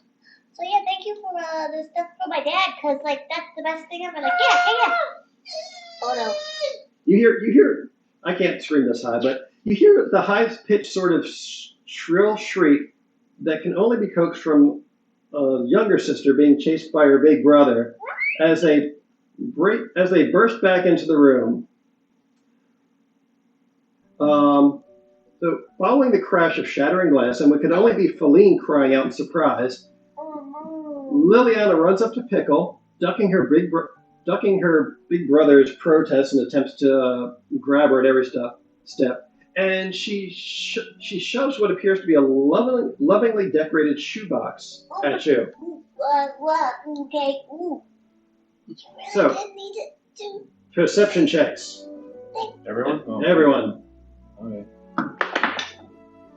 I'd say nothing. Damn, 22. 22 also. Nice. 23. 5. He has another drink. All right. I had another drink too. I'm just like, people are staring at me, people are staring at me. Since it's in the exact opposite direction of all the actual action, only those with a 20 or better notice Alexis and Von Era exchange glances before looking somewhat anxiously across the room to Alis for some reason to see what the heck her reaction is. That was not a cat. Here you go, Pickles. These were a gift from my favorite princess, but I want you to have them. Okay, but are you sure? Like, you don't, it's fine. Okay. Open it! What is it? Hey, take it. I give it, Grandma. Okay. Inside the box, cradled in purple rose petals, you find a pair of small moss green boots with frilly magenta trim and white lilies embroidered on the flaps. The little girl hops on one foot and says, "See, we're the same size." Then, before she can lose her balance, Alis comes over and picks her up in a big hug, and she says, "You're a sweet kid, little Lily. Don't ever change." Right. And these are boots of striding and springing. Wow. It's going to be a fast one. Ooh. Super fast, super springy Pickle. Ooh, nice. Do you, if you would like to make an investigation check on them? Oh, that's going to be terrible. Natural 20. Oh, -1. nice. You do notice that there is some mud on them, so they've obviously been used a little bit. And then she put them back in the box muddy. I don't know if I ever wore shoes before. I mean, I've got shoes on now, but Mm-hmm. So, technically, you gave me my first pair of shoes. And said, "I thought I'd give you your first pair of shoes." I thought I had to give them back. Okay, fair. Darling, it's Priya. Master's given doggies. but yeah, if y'all didn't notice before, she fancy. Oh, Yes, she looks very fancy. Okay, thank you very much. What was that sound? Isaac says, "We might have knocked over the maid." Well, go unlock her. He walks back. He walks back out of the room to see how Felina's doing. Daylene, you okay? They're too far away. She can't actually hear from there. Thank you. So mount the gape in admiration. Eiglin, whose hair is mostly dry now from having screwed up his toast earlier, he squirms out of his seat over by Vanna, Aaron, and Alexis, and he toddles over. And you can see from inside of his food-stained doublet that he's wearing, he takes out a golden disc set with a black diamond, and the gold of it is inscribed with a whole bunch of like glyphs around it. That go ahead and give me history checks to see if any of you recognize the glyphs. 19. I think. Yeah, 19. 13. nope. 15. I rolled a 2. Can I do math? 15. Yeah, it's Another drink. only those of who got a 20 or higher actually know what it is. So, okay. What you fail to discern, however, is it's a very ancient dialect of Elvish in the Infernal alphabet. But none of you are able to perceive that. Oh, okay. So, It's gonna blow so his solo. the little boy goes over there and he pulls out this thing that he's got around his neck, this medallion with a black diamond in it, and what was that? Pulls out. Oh, and he holds it out to Pickle as if imitating Liliana. But his attention seems more like it's on holding out his arms to Alis to get picked up. So he's kind of holding it out to you, but he's like kind of holding his arms up to his other arm up to Alis because he wants to be picked up. Am I supposed to take that? Like, am I gonna get in trouble? Is he gonna get in trouble? Like, what's with From over in the corner, you hear Prince Varnell say, "Hold on there, young one. Where did you get that?" And suddenly, looking guilty, the boy takes it back and he's like, he tries to like start sucking on it, and the prince just whisks it out of his hands with mage hand or something similar, and catches it himself, and he's looking over it. Before his young son can start crying again, Alis hoists him up too, in her other arm because she's holding Lily in one arm, and almost immediately regrets it because Eiglin starts trying to hug Liliana, and she's like, no, get away, you're gross, and you're swaddling in her arms, and she's like, ah. I tickle.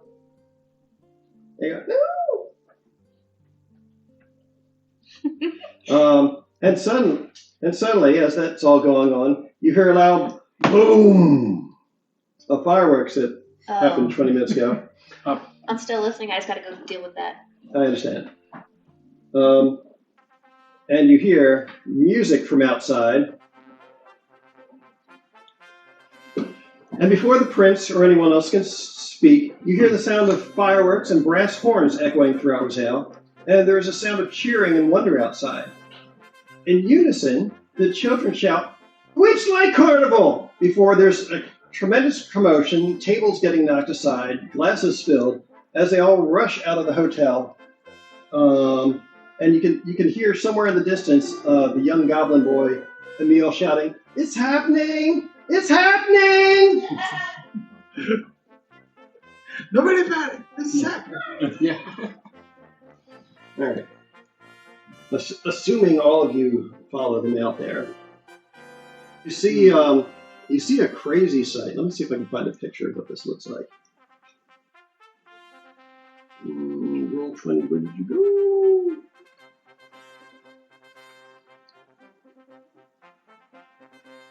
Let's see. How do I show this on? Oh, show to players. It didn't open. Let's see. I'll just do it. Open an image in a new tab. Open file. So you see what looks like a hole in the night sky, from which are pouring through all sorts of fabulous-looking carts, being pulled by, some are being pulled by foxes, some are being pulled by horses with fairy wings on them. It's just like a crazy menagerie pouring out of a big hole in the sky until the last of them are through, and it closes back up, and they fly down over town. Fireworks going off all around them, sparkles raining down in massive torrents of glitter, and they fly to the east of Rosale and sit down in an empty field that had been prepared for the Witchlight Carnival's arrival. And there's just more fireworks, and you hear a calliope similar to the one that Melon has in her cart, just piping away with his brass horns and whatnot. Now the Witchlight Carnival has finally arrived.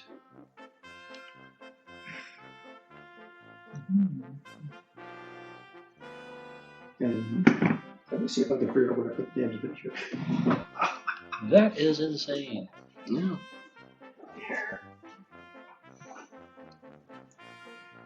So you need to talk to your friend Or I was going to. Aldo, what do you think? It's really quite something, isn't it? That's incredible. I don't think I've ever seen anything like it. It was ostentatious, if you ask me. Was Zora Asphalt in use this before? Yeah. Not that I remember. Mrs. Of course, Trefoil, I probably wouldn't have been able to get any of this. this is not typical of something you would see in the Feywilds. Well, yes, but I like quiet. Sometimes. Melinda says, well, this is certainly a lot more exciting than anything I've ever seen. Of course, I've always been kind of partial to nature rather than any sort of gathering. This, I don't think I've ever seen anything quite like this.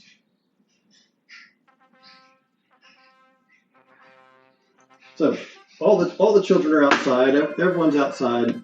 Even people who had gone to bed earlier are outside in their nightgowns and nightcaps. All the commoners who live in town, all the nobles who came here for just this sort of thing.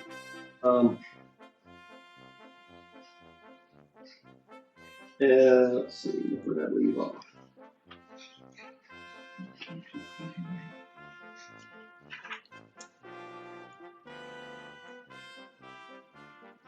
Let me switch maps over to the correct page. As the carnival lands in the field, from a distance, as you approach, you can see that the various carts are beginning to unfold, almost like they're bigger on the inside than on the outside.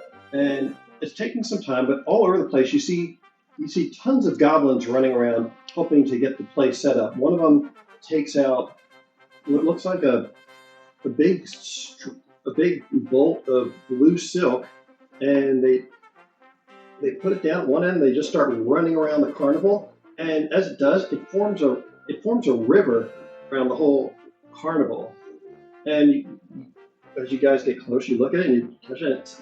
Your hands are actually wet. You can see fish in it and everything else. They literally have a river in a bowl of fabric, and there's like trees that are growing up. Like before your eyes, you see all sorts of pavilions. Further towards the back, there's a gigantic tent with 3 peaks to it that is rapidly being raised on telescoping poles. There's even a gigantic, what looks like fish bowl that gets put down as like a teacup, and it just grows into this huge fish bowl with a mermaid swimming. There's all sorts of crazy stuff taking place. Fish bowl mermaid. Mm-hmm. Maybe you throw a giant ping pong ball in there. And get a mermaid. So I see you throw a giant ping pong ball in and you win a mermaid. oh. Only had a ping pong ball. Mm-hmm.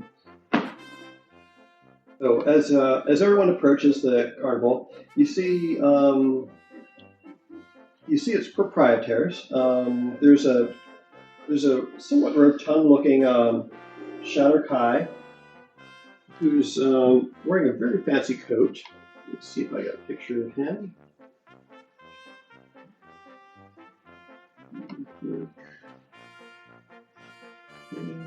Look at this.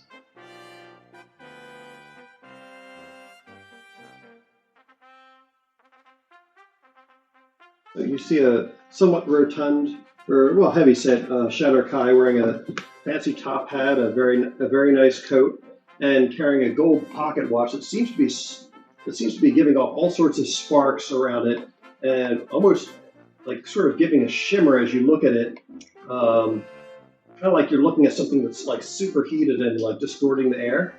And you see the same sort of field surrounding the various elements of the carnival as they are rapidly taking form behind him. He is also joined by a very fancy-looking Shadow Kai, who's his absolute opposite in build. Instead of being a portly gentleman, this guy is super skinny, and he's carrying, it almost looks like a weather vane in one hand. It's like a very fancy wand that he's just flaunting about with, and seeing all of you approaching, he says, Lords and ladies, children of all sizes, friends, countrymen, Burks and Boonies, allow us to present the Witchlight Carnival. We have a little bit of setup to do here, but we will be opening promptly at, I believe, what is your midnight. So if you would like to stop back in about an hour, we will get the festivities underway. And stay tuned, because we will be crowning a Witchlight monarch near dawn. So be sure to bring all your cheer and mirth to help make this the best event it can possibly be for everyone in attendance. Because that is how we judge who will be the Witchlight monarch. And the two of them the two of them turn around. Mr. Witch, the kind of portly guy, he just tips his hat, seeing some nobles there, and the very fancy guy, whose name is Mr. Light, says, "We'll see you later, ta-ta!" And the two of them just go sauntering back into the carnival, and the setup continues for some time. As it's happening, Melon comes up to the rest of you and says, "You guys did good work back there, saving those children, keeping the nobles off our backs. I'd like to thank you by buying you all your tickets tonight. It's the least I can do. And I tell you what, I've been to this carnival before. You do not want to go sneaking in without a ticket. You will lose something, and it'll be something you hold dear. So, don't get any funny ideas. Just stick with old Melon. Got you taken care of." Thank you. Appreciate it. What about it on new friends? Do they have tickets? Sure, I can handle them too. Oh, Get a bag. that's very generous. Well, you're rich. You can buy your own, but the Well- rest of them. Very well. You can buy mine too. You insist. Nah. Let's see here. We'll switch maps over to. Let's go. You know she does. Oh yeah, the redhead. Feline. I thought you said Valena. So Bill, Yeah, that's the that's the one one. you got to seek out. There's the damn And map. that's Turn the ball. Bill is my patron. Isabella is my patron. These. More like patron. No. Yeah, she is. Yeah, and that too. No, yeah, he's like my mentor. Wow. Sabilla's Waiting for stuff. I want to go Sabilla's also his. poke this one. I thought she was Poking him? patron. Poking. I'm poking him. Yeah, wait, Oh, what? Yes. I mean that stuff about them. Of course. Why? What stuff, right? Putting in a good word with them about getting her some land. Or Giving him what's his noodles, land and stuff. Oh yeah, all right, yeah. Well, my family apparently is not destitute. You don't say. No, so, and you've been a fantastic companion. So, you've had my back, and I've tried to have yours. So, He I think cares. you He got a will brush. make use of this. Yeah, okay, cool. Like,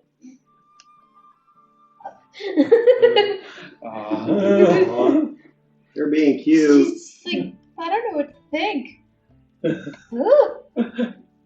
You're being so cute. Anyway, You kill that cat for me. nah.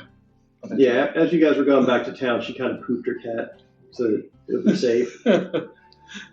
Why does the map have Fog of War turned on? I don't want that Fog of War. Everybody wants fun. No, I don't. I don't actually. Let me see if I can shut that off. This. How do I do this? I'm still kind of new to Roll20 as a DM, so I have difficulty sometimes. Background color. We do not want blinding at night. It's not that intrusive. No, Dynamic it's just lighting. Is dynamic lighting on or off? Well, I have it on. Should I shut it off, I guess? If you shut it off on this one, it should clear it up, I think. Might just have Oh, there's daylight mode. Maybe that does something? No, I don't think I want that. No, it's not that big of a deal at the moment. dynamic lighting off. Let's save and see what that does. Oh, there you go. Yay! Oh my god, it's a bunny corn. Buddy. Okay, I guess it did make a difference. I'm a griffin. Okay, so down here, in the corner closest to Zoltan, is the mood meter. It can go up. It can go up towards excitement, or down towards tears and misery. So it is affected by the actions that you guys take while you're partying in the carnival. Gotta be in our best behavior. Just have fun. You gotta have fun. It's all about fun. Well, I don't know about our... Don't feel like that. Hold on. You know fun, right? Like, ha ha ha ha fun. You know I'm how not to always do upset all the that, time. right? Like, He's tipsy at this point. I'm not all set all the time. Pauline says, no, just most of the time. yeah, what she said. Also, sober it up a little bit. Freak me out. Lots of drink. It's fine, guys. Wine's good. Yes, we could use some more wine. Mine is run empty as well. She says, hey, I'm off the clock now. You can get your own wine. Yeah, what she said. Well, have you had one? You're still cool. No wine for you.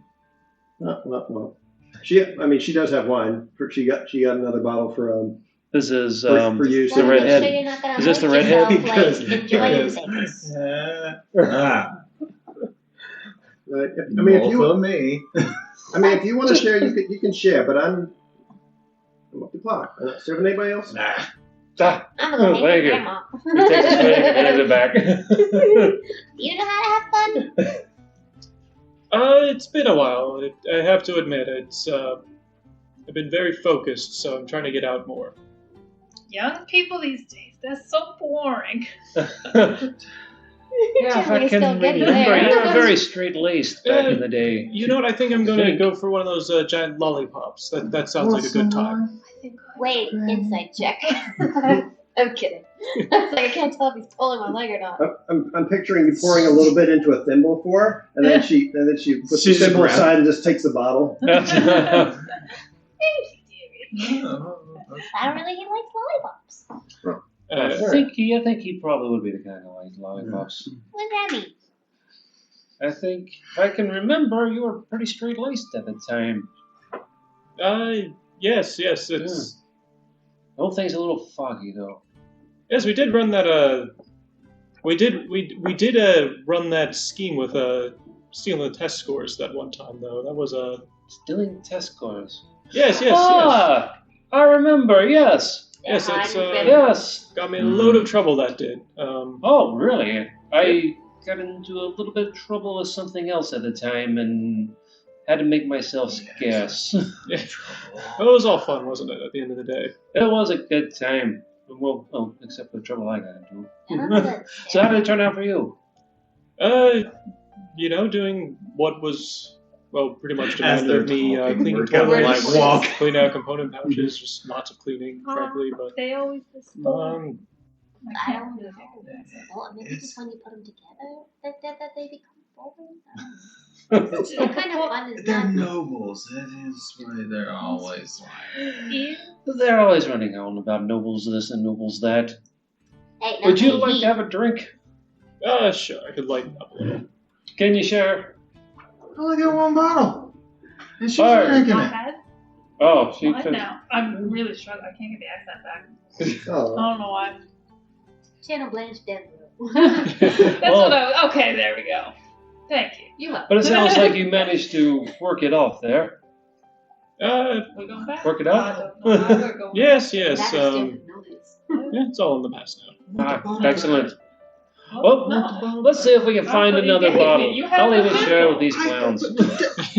Sorry, you become hang. Yes. Hey, Yes. No, you got another You've been bottle? like, I pour another Quiet. thimble. She's not letting me have it back. I start pouring thimbles of everything and handing it out. nice. I'm gonna try. Grandma comes prepared. Have many thimbles. I can make it last. So in the intervening time before the festival itself opens up, you are able to find that there are some refreshment vendors that you're able to get additional libations from if you desire to get properly smashed. So Oh, thank God. enjoying a carnival. Praise the gods. At last, the carnival is finished setting up, and as the first stars of night twinkle above the apricot skies that are glowing above the Bay Carnival, giant dragonflies whir overhead, trailing streamers and a low mist curls over the ground. Through a floral archway, you glimpse wondrous and vibrant creatures, elven stilt walkers, dancing fairies, and painted performers. Everywhere there's laughter, pixie dust, bubbles, and the wistful tune of the whistling calliope.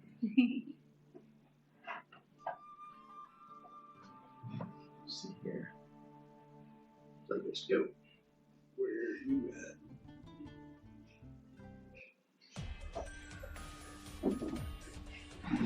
All right, so you come on up to the ticket booth, and you find a silver statue of a dancing fairy is mounted on the roof of a ticket booth, surrounded by fluttering butterflies.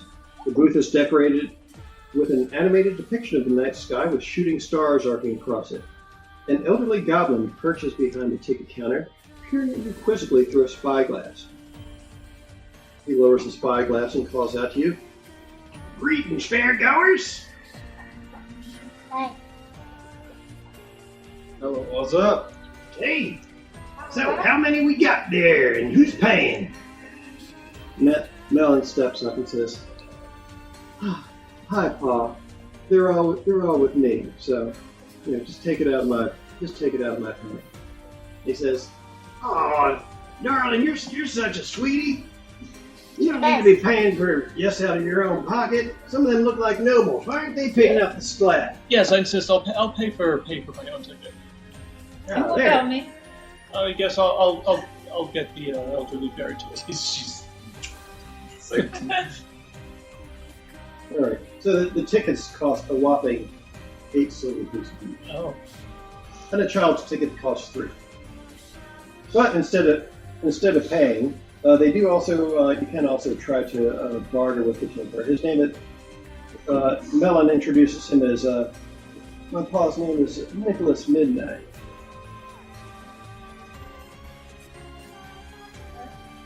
Well, I think that Interesting name. Says, thank you. I've had it all my life. Well, what's your name, pretty thing? I'm married. Oh. I just take the cat and Well- start. Well, of course you are. Pretty thing like you. Makes sense. All right. She says, Mel's just like, "Oh, when will you ever learn to pick your battles?" And he says, "Well, nobody lives forever, so Tommy. probably never." So Melon ends up procuring tickets for all the rest of you, and the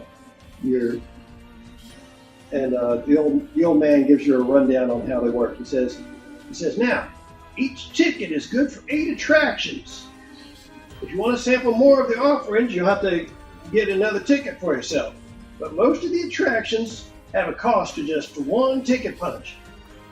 After the 8th punch, the ticket becomes a worthless keepsake. But, that's up to you if you want to keep it.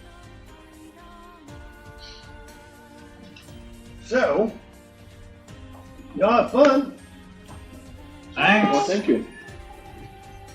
all right. So the Phelan with us? Yes, Phelan's with you. okay. So somewhere in here there is the portal that we're looking for, but we don't know where it is. Did we have any clues or hints on where the portal was in here? Did you clue the rest of the party into So your Leona, secret is there a mission? portal? Yeah. Yes. So That's what we're here There's a for. Leona. So Valena, Zalric, and Benito are aware that there's a portal to the Feywild inside this place, and Oh, I thought everybody knew. yeah, and Valena. Well, that's because the 3 of you were at Madrick Roslov's pumpkin farm. Yeah. Giant, giant pumpkin farm. They definitely don't know. We don't know. Well, Mrs. Tina, She she was seated with Valena Pip at the table, and Valena explained about it. I relayed that we're supposed to be looking for Zabilna, and she knows of a portal to the Feywild. So that's not entirely accurate. No, Zabilna? Valena says, no, we're trying to find out what happened to Zabilna. She and her domain have gone missing, and the only known entrance happens to be within this carnival, which you should probably not be talking about in loud voices, because they may or may not agree with our attempt to get her. Just saying. And Pip says, she has a good point. I find that when you're trying to be sneaky, it has to be quiet and possibly stay out of sight. Or if you're going to be in plain sight, just make yourself look natural. Don't be edgy or on edge. And as he explains this, you can almost sense him sweating underneath of his fur as he's trying to explain how to not be anxious. Huh? You nailed his voice, by the way. Like, nailed it. All right.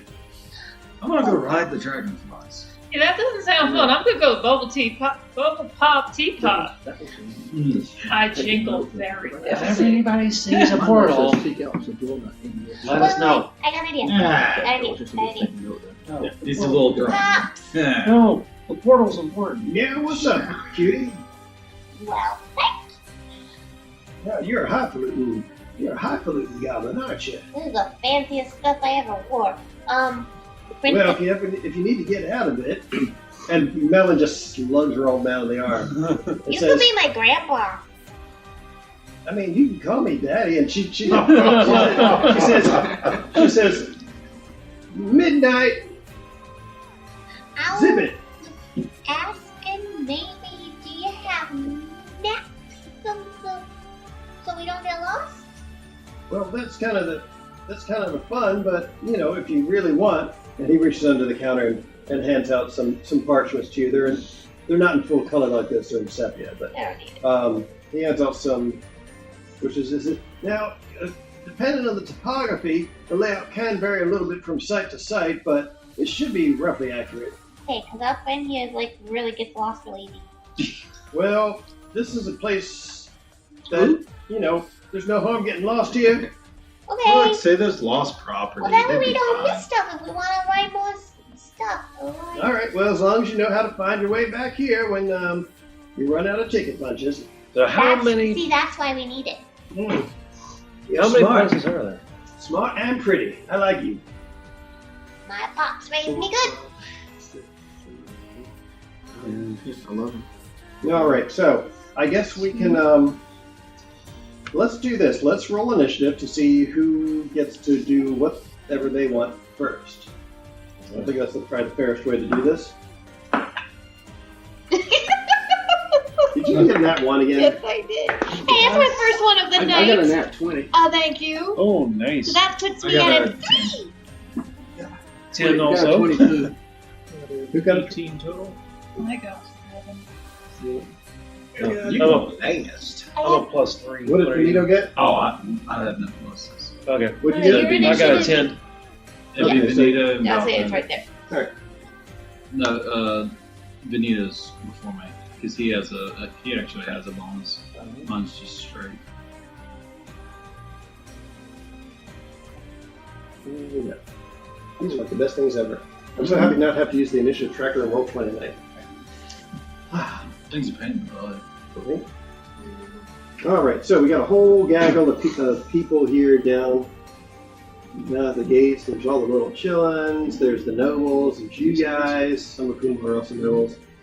So we'll start off with Zalric, and Valena and Pip are going to stick with you to make sure you don't get lost. Your friends. So where were you interested in visiting first? I have no idea. I was going to talk to everyone else and just see what's going on. I said, on the map, Hall of Illusions sound interesting. The Hall of Illusion. That all seems like a place where there might be a portal. Exactly. Pixie Kingdom. So you wander on over to the Hall of Illusions. Let me find that in this big old book. Anyone else can come along if they would like. I think we'll all go with you. We might want to stick together. I'm gonna go ride them dragonflies. I wonder how that is. I may meet you over there later. All right, you get to the Hall of Illusions, and there's a glass cabinet that stands near the entrance of the tent. And as you approach it, you can you see that there's a wooden mannequin of a grinning, raven-haired young woman in witch's attire, and a green flowing cape hovers inside a glass cabinet. At the top of the cabinet, a sign reads, "Tasha the Wizard, known for her hideous laughter." Does she have a bow somewhere? You see a gnomish couple holding hands as they approach the glass cabinet. One of the gnomes is wearing butterfly face paint. Oh, I forgot. Another thing that you guys are all given as you go in is you're all given a pair of fake butterfly wings to wear while you're in the carnival.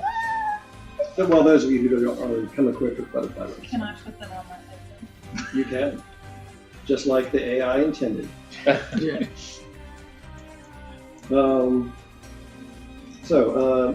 You see a gnomish couple holding hands as they approach the glass cabinet.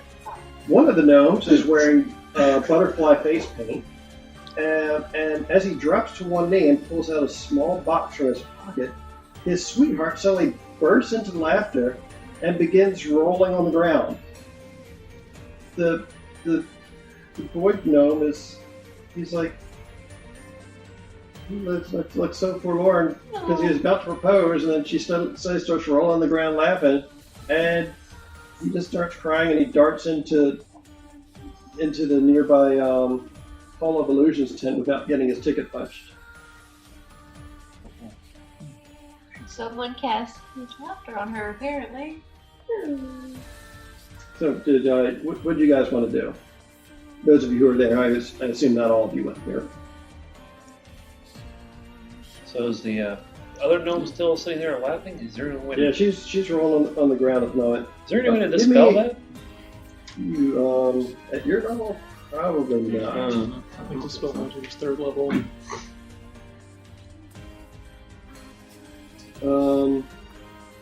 Let's see. Actually, you guys can go ahead and give me. Everyone can do this. Give me an intelligence history check. Intelligence or history? Well, history is an intelligence skill. So. 30, 16? 15? 14. 13. Nah, well, I got a 3. Yeah. All right. Those of you who got a 15 or better, Oh, is it? you recall that Tasha was one of the names reputedly used by Igwil, the Witch Queen, a legendary archmage. All right. Gosh, I see these laughter. Yeah. Also, as you guys approach the mannequin, I would like everyone to make a little wisdom saving throw. Oh no! Everyone who's there. Oh, I was gonna say, we're all there. I don't know who else there besides Zolric, Valena, and Pip. Just Anito. Anito? Okay. Oh. Good get. 5.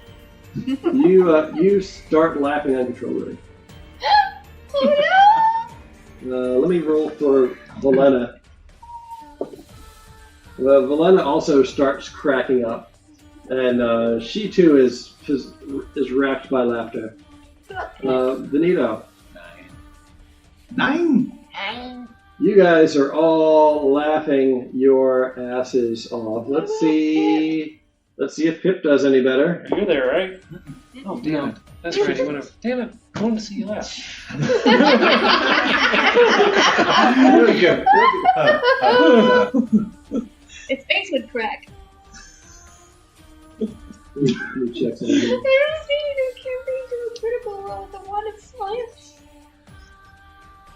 Oh, I remember that when they used it on the ogre to make it smile. Yeah, I need it between glasses there. We got to bring the Coltan here. Yeah. Come on, Yes, D&D you Beyond. do. Yeah. Yes, you do. All right, so You see Pip looking over the rest of you guys somewhat nervously and says, "Oh dear, that's somewhat distressing. What's come over all of you? Is this a humanoid thing? Oh dear, Valena. Oh, The other 20 laughs were like, don't know. Something about hideous laughter. all right.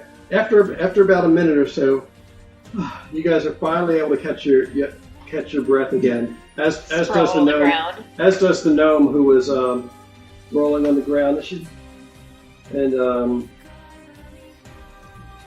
says, "Oh, what happened to Wing? Where did he go? Oh, I don't know what came over me." Well, hideous laughter spell. Your boyfriend or almost fiance ran off into the Hall of Mirrors without getting his ticket punched. Oh no. Oh, no. She says, "Shoot!" And she like holds out her ticket to the ticket taker there. It's actually the mannequin itself, like as she holds her ticket up, animates and reaches down and punches the ticket before going to the next person who wants to go inside and punching the ticket. And the mannequin just kind of goes around like that to everyone who is looking at her. So Dark punches his ticket. yeah. So those of you who go in there, Yeah, sure. mark off a punch on your ticket. So if you just want, you can always use like a D8 and just turn to the next lower number if you want. Or just make tally marks. Might need to find your friend and make sure he's not getting into too much trouble. Oh, I'd appreciate any help. So the I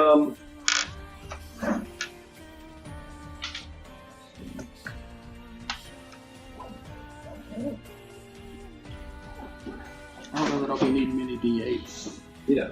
Let's see. She says she waits outside. She waits outside, and she says, "Reuben, where are you, sweetie?" So as you guys go in, you see that the large tent is painted with a mural of shifting images that show grinning fairies diving into pools of color. The helpful stripes of the tent's pointed canopies rotate in spirals, and the whole display seems designed to befuddle onlookers. And dancing just inside, you see a clown dressed in muted garb who stands by the entrance and just nods as he makes sure that the mannequin punches all your tickets. And he just blinks at you curiously. So, if you guys would like to look around here for a while. Now we'll look around and see if we can find either a portal, anything that might be a portal. Right. Yeah. And the guy who's inside, he for some reason, he doesn't seem like he saw the. You can tell that he saw the gnome who ran in here, but it doesn't seem like he's keen on going any further in to look for him. And let's see if I've got a picture of this guy. So was he actually a person or an automaton? Well, the mannequin was an automaton, but this guy is actually a real person. I want to ask him, hey, is the gnome in any kind of trouble for not getting his ticket punched?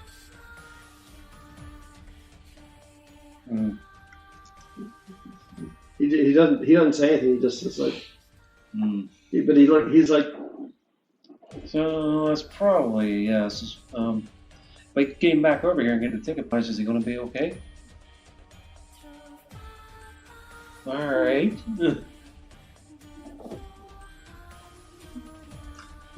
We're going. I guess it's mine. What's the? Or a mute. So inside you can see that the whole interior is lined with tall mirrors. The mirrors that are close to you at that where you first enter, when you look in them, you see yourselves as when you were little children. And as you wander around inside, you find yourselves. Your appearance in the mirror steadily look older and older until when you're deep inside, you're seeing visions of yourselves like when you're old and decrepit. So, Zalric, what would you look like as a little kid?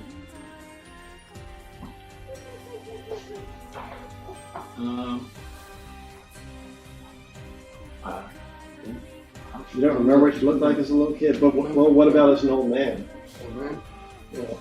He's There's bald. some His hair is Little bit- winter still. grayer hair. Even And just- it goes from white to gray. Yeah. Get Gray, darker. yes. It's got darker. Yeah. I guess still in good health, but older, maybe a little He has like much Oh, older. what did we right here? But Because yeah. he's now. They're elves. Yeah. They probably look the same. Right? Yeah. It is. It's like I look great. Yeah. Still looking good. Still looking good. Still looking good.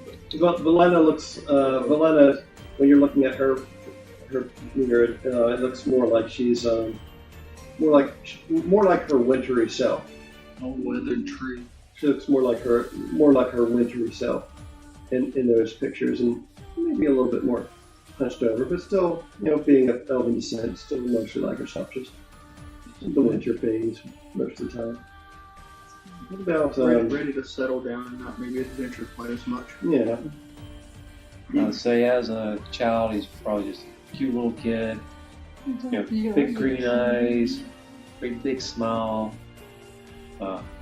As a old person, he's probably being racked with everything and just like laying in a gutter somewhere. Nice. Okay. Still look like old. just like a natural. So when you guys see Pip's reflection near the entrance to the Hall of Illusions, he looks like a cute little bunny with like the biggest buck teeth you got ever seen, and like just these huge pink eyes. And he looks like super excited, and as it gets further, and he's just like so small, and his fur looks like it's like just like must be the softest stuff ever. But as you get all the way to the back, his teeth are like old. And when he looks like he's old, his teeth are old and yellow and kind of cracked. His pink eyes are kind of like a milky pink, and his ears are all drooping. He's got some patches of fur missing, and he's like got a cane and just kind of looks stiff and everything. And he says, "Well, that's certainly not very encouraging, now, is it? I can see the benefit of the elvish blood in the rest of you. Well, maybe not you quite so much. You look like maybe you've gotten murdered or something." Hopefully, these are things that might fade.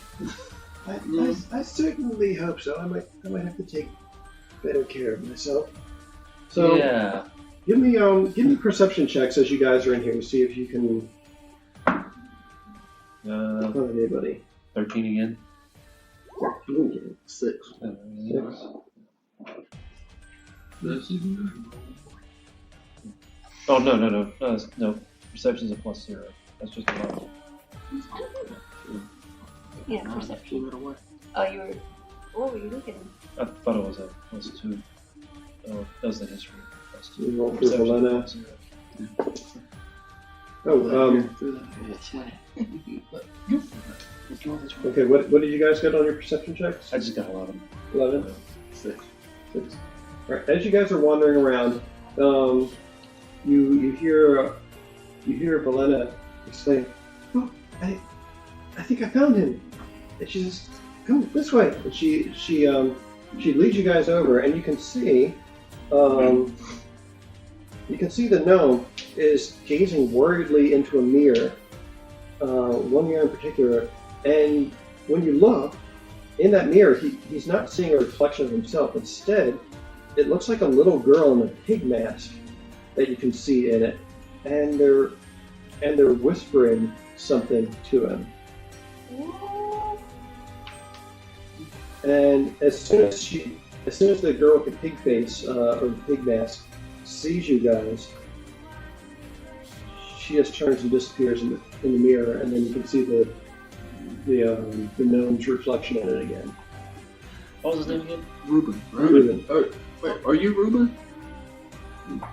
When he hears his own name, he shakes himself as if he is like just under some sort of a trance, and he says, "Yes, I'm Reuben. Why?" First, don't take these illusions in here too seriously. And second, Tasha out front cast hideous laughter on everyone, so that's why your possible fiance started laughing. Oh, well, that makes me feel better. And He says that girl, she was asking if I had any regrets. And that if I did, she knew someone that could help me, and I just had to follow her. I think that would be an unwise decision. Oh. Also, you did not get your ticket punched when you came in Yes. here. That could cause you many issues if you don't go back and get that done quickly. Oh, yes. And it's like he's shaking himself awake from the stupor that he was in, and Pip just kind of pats him back and says, let's get out of this place. I'm not quite liking the views in here myself. Let's go see your lady friend and patch things up. And you guys head back out of there. How's this perception? Pretty good. Where'd my note paper go? I mean, You that's guys come in. Some note paper here.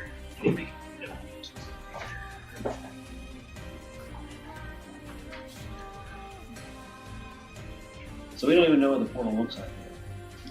I don't know if it looks like a typical portal or. Oh, it's definitely not gonna be it too. It's not gonna have a big sign. This is portal. No. To the Feywild, this way.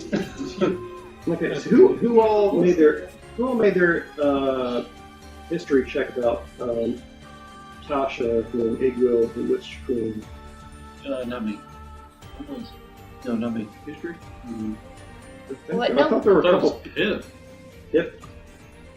I mean, I don't think anyone aced their history. No, I think. Okay, so yeah, Pip did. I think Valena did too, didn't she? We will know the next time we watch this. Hey, yeah, that's right. We can watch this. Looking for a needle in a haystack. Sorry, I didn't have this history. All right, so you guys managed to escort Reuben back outside, where now no longer under the effects of Tasha's hideous laughter, and the mannequin doesn't seem to do double jeopardy on anyone. So you guys are all safe this time. Reuben drops down on one knee, pulls out the little velvet box with his ring, and proposes to Ween. And she happily accepts his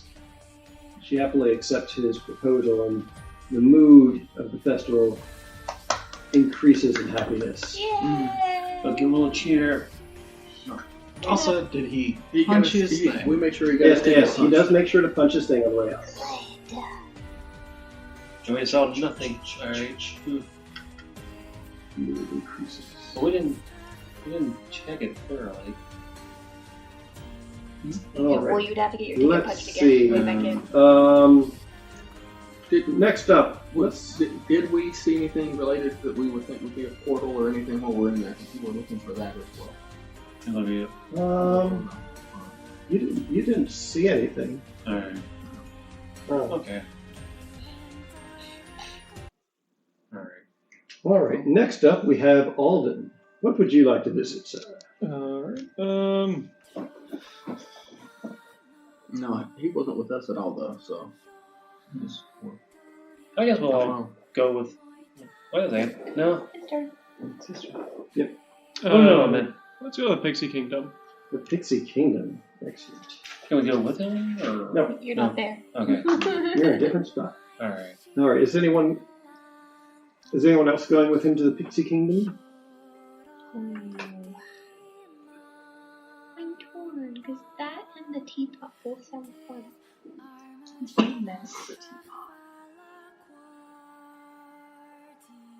Sure, why not? I'll go. Yeah, it's right next to the teapot. Okay. Tagging along with you to the Pixie Kingdom are a couple of the children who are also interested in visiting the Pixies. So we'll have Alice and Liliana go over there with you, and they actually run off because Eiglin wants to keep he seems fascinated by Liliana, and so they actually have to ditch him to give her some peace and quiet. So they go off with you because you seem Healthy. not just that, but you seem straight-laced and trustworthy, and you hear Alis whisper to Liliana at one point. She's like, "If he tries anything funny, I think I can take him." I'll pretend not to hear that. No, she made sure to stay on land up for you to hear. I got 2 on the kid. All right. Double that. A copse of oak trees shelters a miniaturized fairground. At its heart, a hamster runs inside a tiny Ferris wheel, encircled by minuscule wagons and candy stalls. A pixie sits cross-legged in the hollow of a tree at the entrance to this realm. As you guys approach, he says, "Hi, I'm Jeremy Plum. This Pixie Kingdom is the best attraction the carnival has to offer, and it costs just 1 ticket punch." All right, I hand over my ticket. He punches it. He says, "All right, I would like each of you to pick yourselves out a pixie name." I don't. I like my name. You do have a pixie name. My name is relatively pixie like, as almost kid. It is true. You may not find this as interesting as some of the others who haven't socialized amongst our kind, so you can get a pass, I suppose. Thank you, Doc. Certainly, lady. And how does Periwinkle Peridot work? That's amazing. You're good at this. He's really good What's her name for now?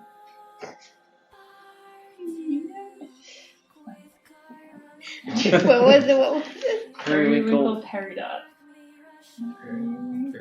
He's going to Pee for short. Liliana, let's see. Liliana Perry. says, Perry the platypus.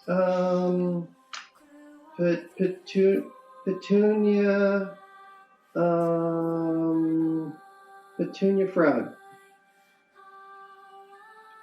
Very clever. And let's see. What would Alis choose?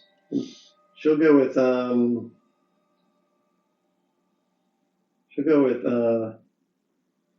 Unicorn Puddle Jumper.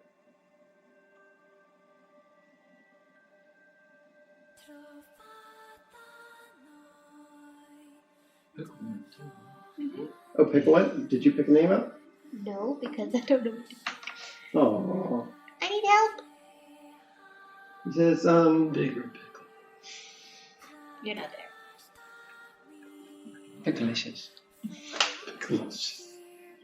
Sweet Dill Leaf.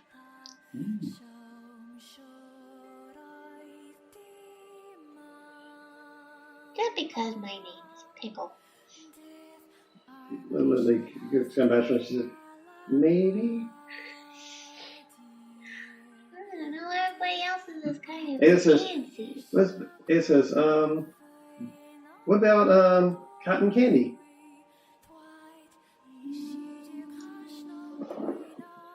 Ooh, jelly bean starfish.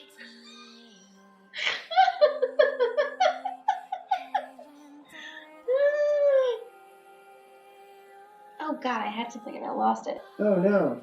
Oh!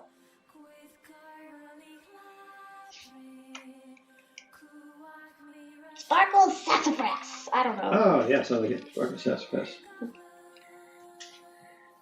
Oh, I don't sparkle. You sparkle, but that's made me think of it. Sparkle I sassafras. do.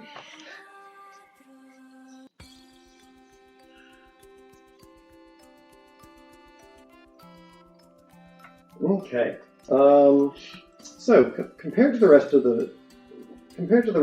the place, you find that the Pixie Kingdom is a tranquil oasis next to the rest of the bustling carnival. The air is filled with the aroma of blackberry wine and flower blossoms. You see 8 brightly painted doorways that are nestled in the bark at the bases of the various surrounding trees. And as you enter, Jeremy Plum sprinkles all of you who are not already pixie-sized with some pixie dust. he basically like flies around and crop dusts you all with his wings. And as he does so, he also hands each of you a potion. And he says, "Okay, just go. You can go ahead and drink this, and it'll bring you down to the same size as our lady friend here and me. That way you can fully enjoy this without accidentally stepping on anything and breaking it." I'm like Oh, this much taller than you all. Hey, you're still like the size of a giant compared to the rest of us. Thanks. Says, drink up or no entry. Go, go, go, go. All I right. want to be a little smaller. She takes a drink to get slightly tinier. You shrink about an inch, which at your height is, it's like losing about 6 inches. So you get a little smaller. The rest of you shrink down to about a foot tall. And you can go in. So let's see here. So there's a total of 12 pixies that reside here during carnival hours. As you enter, they're all friendly and curious, and they're all eager to ask you all sorts of questions. Let's see. Inside, you find the first thing you come to is a very excitable pug. Is it named Loca? No. Jeremy says, "Oh no, that's Pinecone.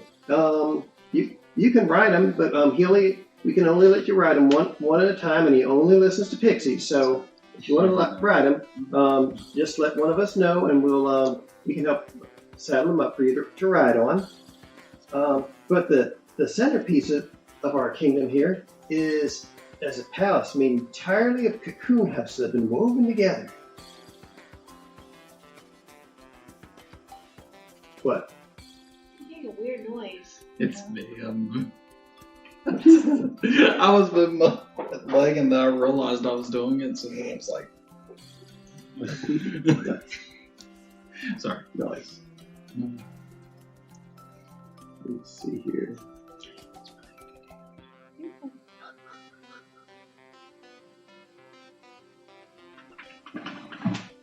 Where's the one I'm looking for? There we go. Okay. There's also a few other things you see here. They've got like a little refreshments stand in here where you can snack on cucamelon sandwiches and thimbleberry tarts inside one of the pixie cottages. And they've also got the Ferris wheel in here, which is powered by that hamster that you guys saw earlier. And as you're all milling around, kind of watching this, the hamster looks over at you guys and says,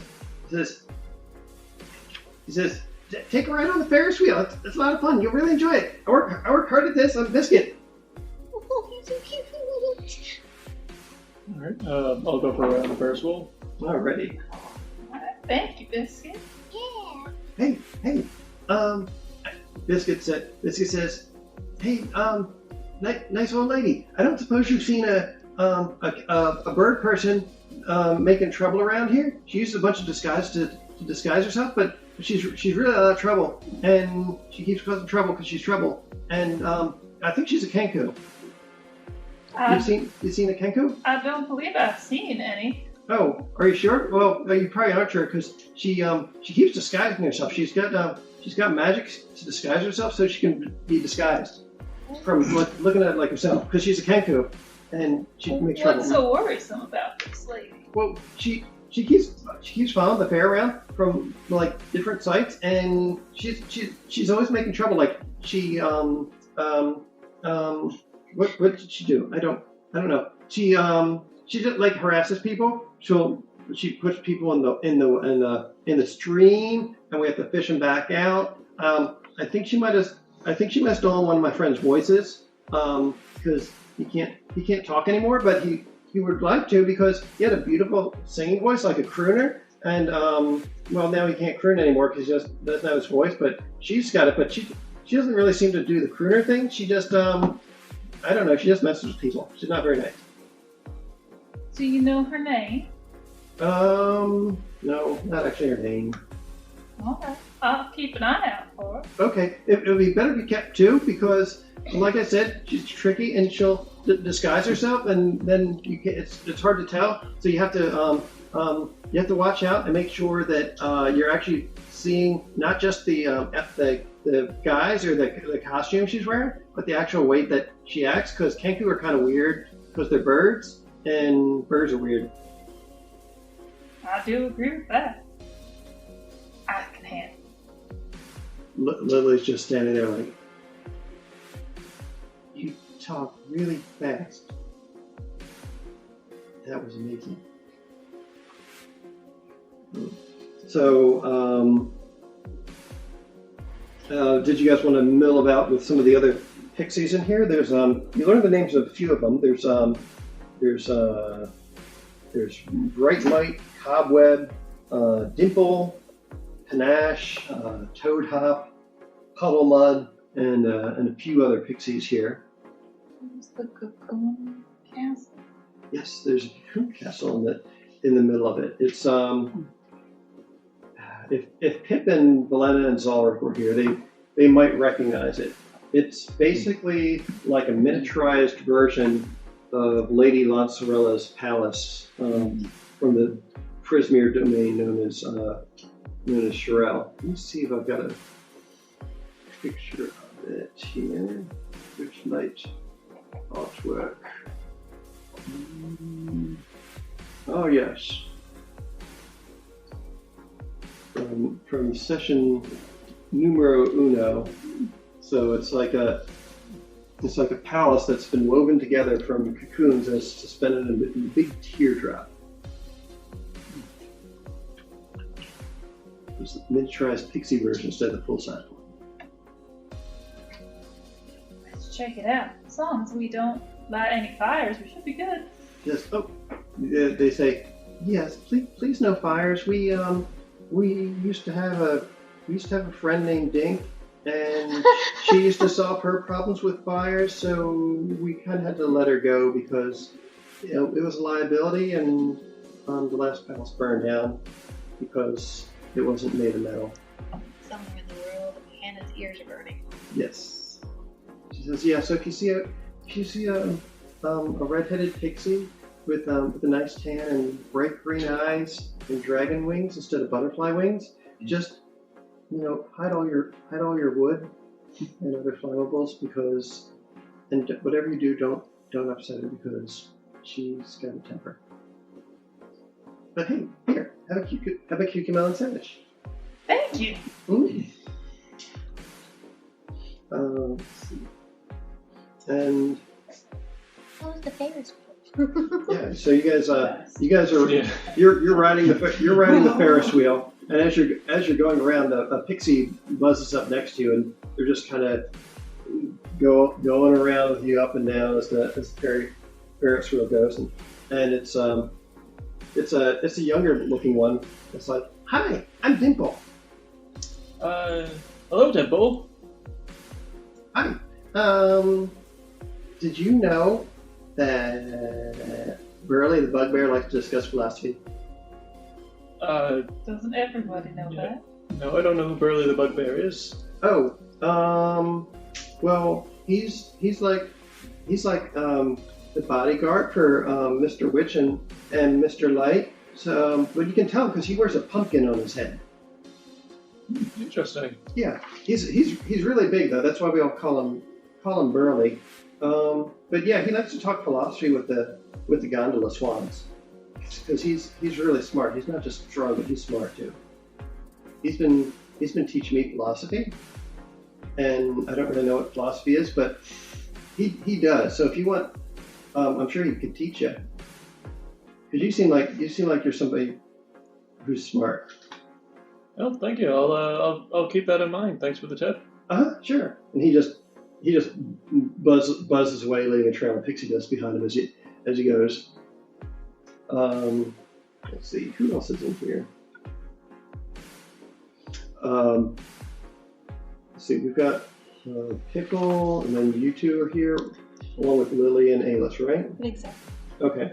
So, Pickle, as you're wandering around in here, You hear a couple of the other pixies just talking amongst themselves that they're having some thimbleberry tarts on one of their front porches. And as you walk past them, you hear one of them say, "Oh, Candlefoot the mime and Flasha the mermaid are in love, but that poor Candlefoot, he lost his voice. Is that part of his act, do you think?" Did I hear the bit about Kenku? I know Alis and Liliana were there, and I feel like that was when you guys were just walking in. So yeah, I'd say you probably heard that. Your ears might be bleeding. You might be dizzy from listening to them, but yes, you probably heard that. What was the mermaid's name? Palasha. Palasha. Palasha. Remember. They're in love. Camelfoot. Candlefoot. Candlefoot. Yeah. And I actually have a picture of Candlefoot, who you guys don't see him, but those of you who went to the Hall of Mirrors saw Candlefoot. Yeah. He looked like a sad mime pixie. Except he wasn't a pixie; he was just dressed like one. He was man-sized. What was the hamster's name again? Biscuit. Biscuit. I was about to say Nugget. Hey, He's not a nugget. sorry to interrupt. I promise I wasn't trying to eavesdrop, but I heard Biscuit say something about a Kenku might have stole his voice. You mean he's not miming? Oh, well that's terrible. He had a wonderful singing voice, and he and Flasha were making such a lovely couple with their singing, their performances. Oh, I hope somebody's able to find his voice again. Why would the Kenku do that? They're such trouble. What is a Kenku? Oh, you don't know? They're a bird person. They look like a crow, but with they walk around like you and me do. Oh, Yeah. why would they take their voice? I don't know. Maybe they thought it was a funny trick. Yeah, this is news to me. I just thought he was doing a mime thing for some reason because he got tired of singing. Would I have ever heard of a Kenku? Make a nature check. Oh, I'm gonna go without. 13. Bird people, you've had a lot of new experiences lately. Yeah. Between like dining with elves and getting dressed up in Fancy clothes. fancy clothes. You also probably had a good bit to drink at this point, so you're not really I sure. don't drink. You're not? It was me. We drank. I couldn't touch I that got the stuff. we're getting sloshed. I got you. All right. Well, I mean, Yes. Mrs. T is Yeah, Taking the Mrs. whole T is bottle. getting sloshed. Yes. actually, no. I remember trying a bit of that earlier because she was passing out thimbles. So, but Yeah. I don't think I did very much. All right. After you guys have been here for a while. I was gonna ask a question. Oh, okay. Go for it. Well, do you know anything that I guess Kenku people do that might make them a little easy to spot? Goodness. Well, I mean, they have bird feet, so I suppose they can't wear shoes like regular people can. Okay. And it would be kind of obvious if they were flying, but if they're walking on the ground, I suppose maybe their footprints would look like a bird's. If it's on ground soft enough to take a footprint. Okay.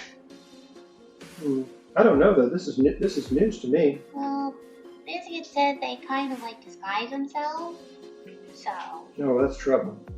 yeah. I didn't know they could do that. Apparently it's the Kenku lady doing this stuff. I don't know, but that's what Biscuit said. Let's see. Oh, that chatterbox talks to everyone. If he doesn't know, then I don't know who would. Well, that's interesting. Yeah. Say, would you like to play hide and seek? Yeah. All right. Well, hey, everyone, and you hear the two pipe up, and their names are. Did I already say their names? Nope. They hold up their names. It says, "I'm Panache, and this is my friend Cobweb." It's Blackwell Fishgrass. Oh, that's a good name. I like that. Thank you. So they they say, let's go see Honeyman Okay. and Starbuck. They always organize the hide and seek games. Okay. So round up your friends we came in with. This would be a lot more fun with more people. I'll scamper over to them. Who wants to play hide and seek? With the pixies. They're asking. They said to round y'all up. Sure, I'll join in. Scamper, scamper, scamper. Is Mrs. T going to join in? Sure. And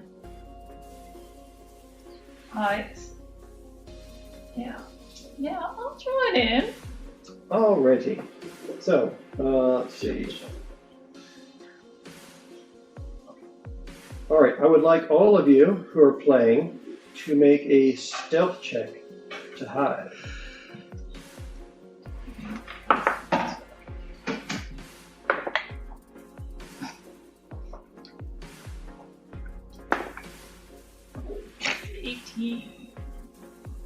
I got a 9.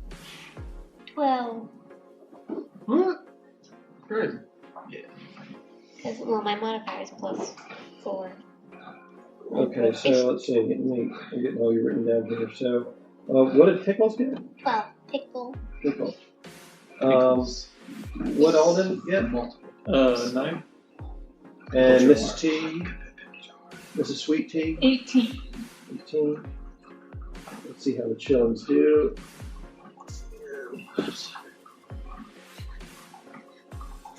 Hey, we passed your call time. No, it starts now. Oh, I thought it No, ended at it 11. starts now. What? Oh, my call time starts now. So if I get a call, I have to take off. Oh, I got you. Okay. Hopefully nobody dies in real life. Don't say that. Okay.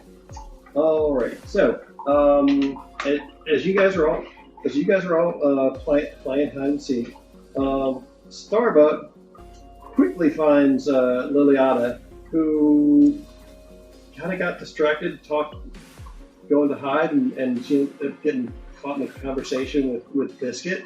So, yeah. Starbuck just kind of goes up to her, and she's like poking her head out from behind a leaf, like nodding along and talking with Biscuit, and Starbuck just kind of goes to her and says, "I found you," and boops her on the head. She says, "Oh." They go around some more trying to find the next one, and Alden, behind you, you feel a tap on your shoulder, and it is Honeymint. Who has green hair and a nice tan. They tap you on the shoulder and say, "Ah, look what I found over here." Oh, looks like you got me. Yes. The two of them keep searching for a bit longer, and you hear Tickle feels a little tug on her pointy ear and says, "You may be hiding in the bush, but you're a different shade of green." Help me! Can I say that anytime they get close to me, I cast Druid Cast to make the sound of someone rustling in a tree 30 feet away? Sure. So you employ trickery. You employ trickery, and you have no trouble making the tree rustle in a different direction away from you, which decoys people away from you. The next person to be found is Alice, who had disguised herself in a bed of flowers. Unfortunately, they were talking flowers. Who started murmuring and trying to get into a conversation with her, and she was anxiously trying to hush them. And so she gets found out, and by the time she emerges, she's kind of sniffling a bit, and you can see her clothes are covered in pollen. You can learn a lot of things from the flower. And at long last, having found everyone except for Mrs. Trifolium, they say, "Well, I do believe we have a winner." Oh, did anyone see that? Did anyone see that nice fair lady? Mrs. T! I continue to hide for another 10 minutes. Nice. Uh-oh, she okay? Oh, God. She fell asleep. As I fell, yeah, that's a good one. I fell asleep in my hiding place. We eventually hear snoring. as you Deep in the hand, like snoring. as you hear snoring, you see a heron, like a snowy white heron, kind of saddle up next to Mrs. T in the long grass, and it sort of like compacts down next to her the way that incredibly long-legged birds do, and falls up next to her, and it just sort of nudges you with its long bill, and it says, "Wake up, little one. You won." What do I win?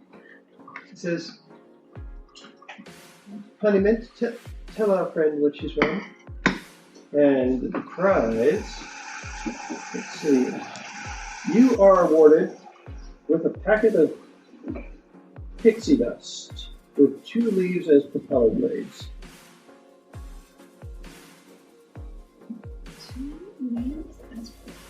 Huh. You can fly again. Pixie dust. Let me look this up. Let's see. Pixie dust.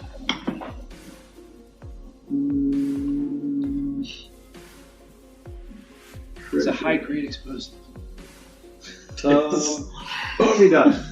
As an action, you can sprinkle pixie dust on yourself or another creature you can see within 5 feet of you.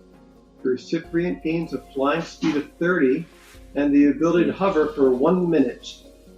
If the creature is airborne when this effect ends, it falls safely to the ground, taking no damage and landing on its feet. Peter Pants. I mean, she can already fly. Oh, can she? You know how to make everyone fly. She can make somebody else fly. We have a cane, so I wasn't sure. Her old I do. wings got her. Sometimes my old wings need a rest. Mm-hmm. Okay. Let's see. What else is there here? Yeah, so you guys hang out in the Pixie Kingdom for probably about a good hour or so, having yourselves a good time, and the mood inside the Witchlight Carnival continues to improve as everyone's having a grand old time. Mm-hmm. And it's about 11:30, and this is about when we typically wrap up. And I just got more coffee. uh, You guys got more coffee. I'm He's drinking got long- the coffee he's got to long- drive home. he's got to make it back to Shelby. He's got. Yeah. So, I'm drinking till the way home. I think that this would be a good time to stop for the night. We had a lot of exposition tonight, a lot of nice role playing, which was fun for me. See you guys getting along. I like So- Mrs. T. Oh, Mrs. Lord. T. Mrs. T. So we will pick up in 2 weeks' time on July 14th. 14th of July will be our next session. Do we want to? Okay, are we doing I every 2 love weeks that now? exposition. Yeah, because there's a fair amount of preparation that has to go into this, so I don't want to burn myself out. All right. I'm sure Chris can understand. Yep. So, I'll give you more details after my player isn't here. huh? I'll give you details when one of my players isn't present. Ah, yes. Oh, I wonder who that could be. Friends, but, you know, they're Bum, no bum, friends. bum. All right. Yeah, you guys We don't nerding out understand together was the nothing. cutest thing. We were just like, that was fun. Yeah, I had a lot of fun with everyone's role play. That was great. So, Yeah. hell yeah. All right, well, I'll go ahead and stop That's recording. grand. And